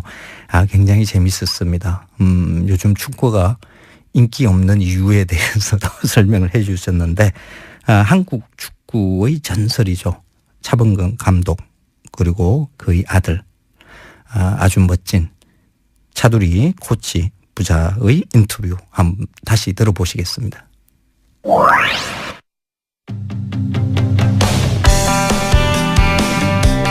저희가 매우 드물게 스포츠 시간을 한번 마련했습니다. 현재 U20 월드컵 대회가 열리고 있죠. 개막전에서 우리나라가 기니를 상대로 3대0으로 이겼습니다. 해서 월드컵 조직위 부위원장 이분입니다. 차범근 감독님 모셨습니다. 안녕하세요. 안녕하세요. 반갑습니다. 네. 저희 작가들이 난리가 났습니다. 다들 팬이거든요. 예. 저도 팬이고. 혹시 저희 뉴스공장을 평소에 들으십니까? 그래서 집사람은 뭐 아주 즐겨 듣고요. 예. 저는 이제 가끔 옆에서 동냥하죠. 가끔, 예. 사모님은 항상 들으시고. 네. 네. 혹시 오늘 방송도 사모님이 꼭 나가라고 하셨나요? 뭐 그렇다고 볼 수 있죠. 제가 이제 다른 분들은 잘 모르실 수 있는데 제가 2000년에 감독님이 중국으로 쫓겨나셨잖아요, 그때. 그랬었죠. 왜 아픈 얘기를 지금 꺼내나요? 그때 온라인 오프라인 매체 통틀어서 제가 거의 유일하게 차범근 감독을 이렇게 대접하면 안 된다고 제가 아주 절규를 했었어요. 기억나십니까? 그래서 차범근을 아예 죽이라고 얘기했다고. 이렇게 대접할 거면 사형을 시키라고 차라리. 그렇죠. 예. 아내를 통해서 들었습니다. 역시 사모님을 통해서. 그때 제가 유일하게 거의 옹호하고 변하고 했었는데 그걸 아신다면은 그 보답을 하신 적이 없기 때문에 앞으로 축구 얘기 나오시면 항상 뉴스공장에 나와주십시오. 그래서 오늘 여기 집에서 강추를 한 것 같은데요. 강추. 강추. 자, 그러면 이제 본론으로 들어가서 U20 부위원장은 무슨 일을 하는 자리입니까? 글쎄 뭐 대회를 알리고 이제 홍보하는 그런 역할이 홍보가 잘 홍보하시는 건 못 제 봤는데요. 역할인데요. 예. 이 참 공교롭게도 이 지금 FIFA U20 월드컵 대회가 굉장히 큰 대회인데 예. 대회 전에는 최순실 사건으로 계속 가려가지고 예선전 때. 네. 그래서 이제 굉장히 많이 걱정을 했는데 그래서 이제 기대를 좀 했어요. 우리 이제 뭐 대통령 선거가 맞춰지면 이제 좀 홍보가 좀 잘 되겠다. 그리고 기대를 했는데 이 지금 대통령 선거를 맞추고 나니까 지금 문재인 대통령이 너무 떠가지고 이게 지금 대회가 계속 가려지고 있습니다. 이게 지금 뭐 우리 한국 경기 빼고 나머지 10,000명도 지금 안 오는데 뭐 뉴스공장이 죄송합니다. 지금 이 방송이 뭐 인기가 되게 좀 많다고 여기를 그냥 부득부득 한번 나가서 홍보를 좀 하라 그래서 오늘 그래서 좀 나왔습니다, 제가. 아니 그 TV로 보니까 우리나라 경기는 꽉꽉 찼던데 다른 경기는 아직 안 찼습니다. 그렇죠. 한국 경기는 뭐 굉장히 많이 왔는데 어제 수원 뭐 일본 경기도 남아공하고 일본하고 했죠. 경기 상당히 재밌고 좋았거든요. 많이 안 왔어요. 지상파가 중계를 안 하더라고요. 케이블에서만 하더라고요. 그러게 말이에요. 다 문재인 대통령 때문입니까? 글쎄 뭐 아주 영향이 없지는 않다고 생각할 수 있겠죠. 그래서 홍보를 맡으셨기 때문에 그 책임을 지고 홍보를 하러 나오신 거죠. 그렇죠. 그래서 저희가. 그래서 우리 좀 관심도 좀 많이 가져주시고 사실 많은 사람들이 사실 저도 팬들의 그런 관심과 사랑 속에 크지 않았습니까? 청소년 대회를 거쳐서. 그리고 또 얼마나 많은 사람들에게 또 기쁨을 주고 희망을 줬습니까? 축구가. 우리 청소년들을 지금 그렇게 응원을 해 주시면 우리 팬들한테 돌아가는 게 많이 있다고 생각이 됩니다. 알겠습니다. 이 U20 대회가 시작된 줄 모르시는 분들도 있을 텐데 재밌습니다, 경기가. 정말 재밌습니다. 이게 수준이 굉장히 높아졌어요, 예전보다. 이 첫 경기 기니하고 3대0으로 이겼잖아요. 어떻게 보셨어요, 우리 팀의 수준을? 글쎄 생각했던 것보다 기니가 굉장히 능력 있고 잘하더라고요. 초반에 상당히 경기 진행이 좀 어려웠었는데 그러나 뭐 신태용 감독이 팀을 맡아서 그 짧은 시간이지만 굉장히 많은 변화를 일으켰고 첫 경기 어쨌든 우리 이승우 선수가 기대했던 대로 첫 골을 열면서 뭐 마지막 이제 3대0으로 이겼는데 아주 시작을 굉장히 잘해줬다고 생각이 되고 이런 자신감이 앞으로 레이스에 많은 그 영향을 주지 않겠나 저는 그렇게 봅니다. 그렇군요. 이 대회 해방꾼이 대통령이라고 하셨는데 이승우, 백승호 굉장히 주목받는 선수들이잖아요. 어떻게 평가하세요? 그렇죠. 이승우, 백승호 선수는 사실 우리 축구상 출신들인데. 네. 아 그래요? 그렇죠.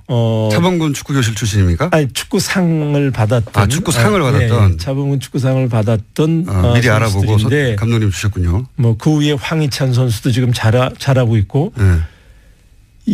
이승우 선수는 사실 저하고는 좀 다른 스타일인데. 그렇죠. 상당히 좀 뭐랄까 예측하기 어려운. 그런 선수예요. 우리나라 기대감을 한껏 불러일으키는 그런 선수죠. 우리나라 축구 스타일하고 좀 다른. 그렇죠. 네. 네. 그렇군요. 뭐 이렇게 좀 우리 대충 이렇게 예상을 볼 수 있지 않습니까? 보통 선수들의 경우는. 근데 이 선수는 하도 톡톡 튀니까 그 뭐가 일어날지 뭔가 이렇게 왠지 기대감이 일어나는. 실제 뛰어다니는 장면이나 드리블 하는 걸 봐도 예상과 다르게 합니까? 그렇죠. 전문가가 이렇게 할 거라고 생각을 하는데 전혀 예측하지 않은 그런 행동을 하고 그런 골이 나오고 그런 플레이가 나오니까 상대 수비를 한 번에 허물어뜨릴 수 있고 그건 뭐 이제 대스타들이 이제 할 수 있는 건데 그런 가능성이 많이 있다 저는 그렇게 봅니다. 백승호 선수는 둘 다 이제 바르셀로나 출신. 백승호 선수는 이제 초등학교 때는 좀 적었거든요. 예. 지금 짧은 시간 동안에 굉장히 키가 컸어요. 예. 하다 보니까 좀 이제 그 신체 리듬이 조금 깨지긴 했지만 굉장히 많이 회복을 하고 있고 감각적으로 굉장히 뛰어난 선수죠. 그날도 우리 세 번째 골을 넣을 때 골키퍼 나올 때 아웃사이드로 돌려서 문으로 넣는 그런 장면은 정말 제가 보더라도 감탄사가 절로 나옵니다. 감독님은 그런 골 못 넣으셨어요? 저는 그런 재치는 없었던 것 같아요. 현재 U20 팀의 전체적인 기량 조직력으로 볼 때 전망 어떻게 보십니까? 우리 팀이 어디까지 갈까요?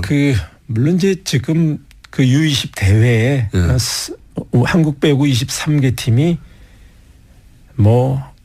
한 팀이라도 이렇게 얕볼 수 있는 팀은 없죠. 다 능력이 있는데 특히 이제 아르헨티나, 잉글랜드, 기니 우리 조가 아주 죽음의 조 아닙니까? 또 실제로 잉글랜드 아르헨티나전을 보니까 아르헨티나가 ingland에 3대0으로 지긴 했지만 역시 만만한 팀이 아니더라고요. 그래서 저는 예선전을 잘 넘기면 이미 조 추첨 때도 얘기를 했지만 저는 4강 이상 성적을 내심 기대하고 있습니다. 일본 항상 전통의 라이벌인데 일본 경기는 어떻게 보셨어요? 어제 일본 경기 있었는데. 일본 기대감은 어떻습니까? 일본은 우리하고는 좀 다른데 우리는 좀 더 파괴력이 있고 어쨌든 공격을 만들어가는 그런 과정이 아주 부드럽고 섬세하고 이런 부분이 우리하고는 조금 좀 다른 것 같아요. 전통적으로 미들이 강하다 항상 일본은 여전히 그런가요? 수비에서부터 공격을 전환해 가는 그런 플레이가 요즘에 선진 축구에게 점유율 축구를 우리가 많이 얘기를 하는데 아주 전형적인 그런 축구를 하고 있고 마무리 과정이 조금 아쉽긴 하지만 얕볼 수 없는 우리하고 붙으면 어떻게 될까요? 한 번 이기고 한 번 진 것 같은데 제 기억에는. 글쎄 이제 우리가 저기 홈이니까 지금과 같은 그런 기세라면 전 충분히 압도할 수 있다 이렇게. 자, 이 U20 이야기는 일종의 이제 저희 미끼죠. 미끼고 본론 중에 하나는 지난주에 손흥민 선수가 말이죠. 21골을 넣었어요. 네, 그래서 온 언론에서 이제 차범근을 넘어섰다느니 이런 얘기를 하고 있습니다. 저 개인적으로는 어림도 없다라고 생각하는데 아직 개인적으로는 그렇게 생각하지만 당사자의 얘기를 직접 들어봐야 되는 게 아니냐. 그래서 제가 또 모신 것이기도 하거든요. 저 요새 그런 질문도 많이 받고 엄청 많이 받으시죠. 공식적으로야 정말 재밌습니다. 그리고 그 숨겨져 있는 이름을 자꾸 이렇게 우리 손흥민 선수가 들춰주니까 너무 좋아요. 손흥민 덕분에 차범근 이름이 계속 나오기 때문에 계속. 그래서 앞으로 우리 손흥민 선수가 그 숨겨진 그런 것들을 굉장히 많이 찾아줄 것 같은 기대감이 있습니다. 감독님의 과거의 업적을 계속 드러내줄 것이다. 혹시 차두리 코치 또 밖에 나와 있는데 이 대화는 참. 안녕하세요. 마칼라미스터 황교익입니다. 김어준의 뉴스공장 명절 특근을 명을 받고 지금 앉아 있습니다. 오면서 잠시 쉬는 시간에 뉴스 포탈 그 검색으로 이렇게 봤더니 실시간 검색이 추석 차례상, 추석 지내는 법, 지방 쓰는 법, 현고 학생 부군신이 지방에 이렇게 쓰는 말이죠. 그게 검색어 상단에 쭉 있습니다. 추석이면 아침에 차례상 차리고 뭐 차례를 지내는 것이 가장 전통을 잘 지키는 일처럼 이렇게 되어 있지만은 사실 이런 게 중요하지는 않죠. 저는 오늘 추석 차례상 안 차렸습니다. 몇 년 동안 굳이 유교식의 차례상을 차리고 해야 되는가? 저는 유교를 믿는 뭐 유학자도 아니고요. 그래서 없앴습니다. 이런 형식이 중요한 게 아니라 조상을 기리는 이런 날이라 그러면 이 마음이 중요하거든요. 어떤 음식을 차리 놓고 할 것인가? 뭐 그거는 뭐 각자 마음에 드는 맛있는 음식 앞에 놓고 조상을 기리는 마음만 있으면 되지 않을까 싶습니다. 김우준의 뉴스공장 명절 특근은 대표적인 화제 인터뷰를 다시 보내드리고 있습니다. 오늘은 두 번째 순서로 뉴스공장을 찾은 명사 인터뷰를 준비했습니다. 김우준의 뉴스공장은 명절 특근 프로그램이 협찬이 많습니다. 고향 가는 길 안전운전이 최고의 보험입니다. 득케이 손해보험 에듀카. 도착은 빠르게 가는 길은 이렇군요. 도착은 빠르게 가는 길은 편하게 U+1 내비. 귀순길 피곤할 땐 든든한 비락치케로 재충전. 깨끗하고 안전한 에너지로의 전환. 한국지역난방공사. 국민과 함께하는 든든한 행복에너지 한국전력. 생활 속 불합리한 차별 법제처에 신고하세요. 차별법령신고센터. 올해에도 가족을 위해 국가건강검진 꼭 받으세요. 국민건강보험공단. 서민의 원스톱 금융파트너 1397 서민금융통합지원센터와 함께합니다.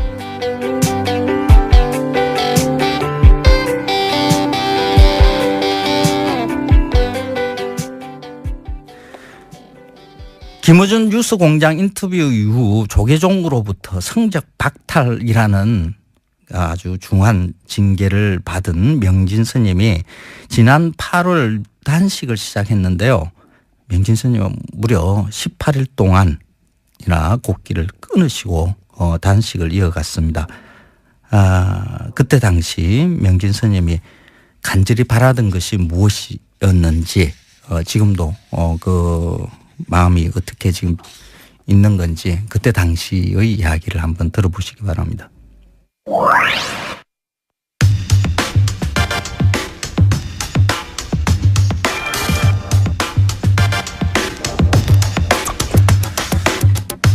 작년 뉴스공장과 인터뷰를 한 이유로 조계종으로부터 승적 박탈 처분을 받았다. 네, 그런 분이 계십니다.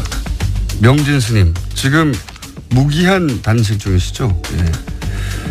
전화로 만나보겠습니다. 안녕하세요, 스님. 안녕하지 못합니다. 지금 단식을 지금 며칠째 하고 계십니까?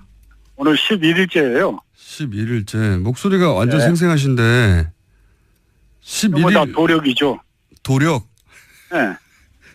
도력, 예. 지금 우정 총국 마당에서 단식 중이신데 네. 단식을 왜 하시는 건지 그리고 단식 장소로 왜 우정 총국을 택하신 건지 좀 설명해 주십시오. 이 장소가 그 적광 스님이라는 어린 스님을 조계종의 자승의 묵인 방조 교사에 의해서 조계종 청사로 끌고 가서 예. 무차별 폭력을 가한 데입니다. 빨개 벗겨놓고. 적광 스님이라고 하는 분을 폭행한 장소예요? 예, 자기 비리를 폭로하는 기자회견을 하겠다는 걸 막기 위해서 지하실로 끌고 들어가서 고문을 한 거죠. 빨개 벗겨놓고 목을 조르고 피가 나도록 뜨도록 하고 해가지고. 빨개 벗겨놓고요? 예, 그렇죠. 오호. 그러니까 지금 말씀은 총무 원장인 자승 스님에 관한 비리를 폭로하겠다고 적광 스님이라는 분이 기자회견을 하겠다고 했는데 그 현장을 자승 스님 측에서 못하도록 잡아서 지하실로 끌고 가서 빨개 벗고 폭력을 행사했다? 그렇죠. 그렇게 해서 나는 이제 더 이상 중노를 안 하겠다는 환속계를 억지로 지장을 짓게 만들고. 환속계를 짓게 만들었어요? 네, 그렇게 하고 거기에서 이제 양복을 갈아입혀가지고 내쫓은 거죠. 이제 승복을 뺏겨가지고. 그런 자리라서 이 자리가 그런 그 자비, 생명의 존중, 불살생을 얘기하는 부처님의 가르침에 아주 그 배반하는 자승의 그 행위에 대해서 비판하고자 그걸 알리기죠. 그래서 이제 그 끌려갔던 자리에서 단식을 시작한 겁니다. 적광 스님의 주장은 그러니까 본인이 강제로 환속을 당했다, 폭력을 당하고. 그렇죠. 그럼 당시 적광 스님이 주장하고자 했던 내용은 뭡니까? 이제 자승의 그 도박, 성매수 여러 가지 비리들을 폭로하려고 그랬던 거죠. 그런 내용, 그 내용이 사실 여부는 여기서 따질 일은 아니긴 한데 그런 내용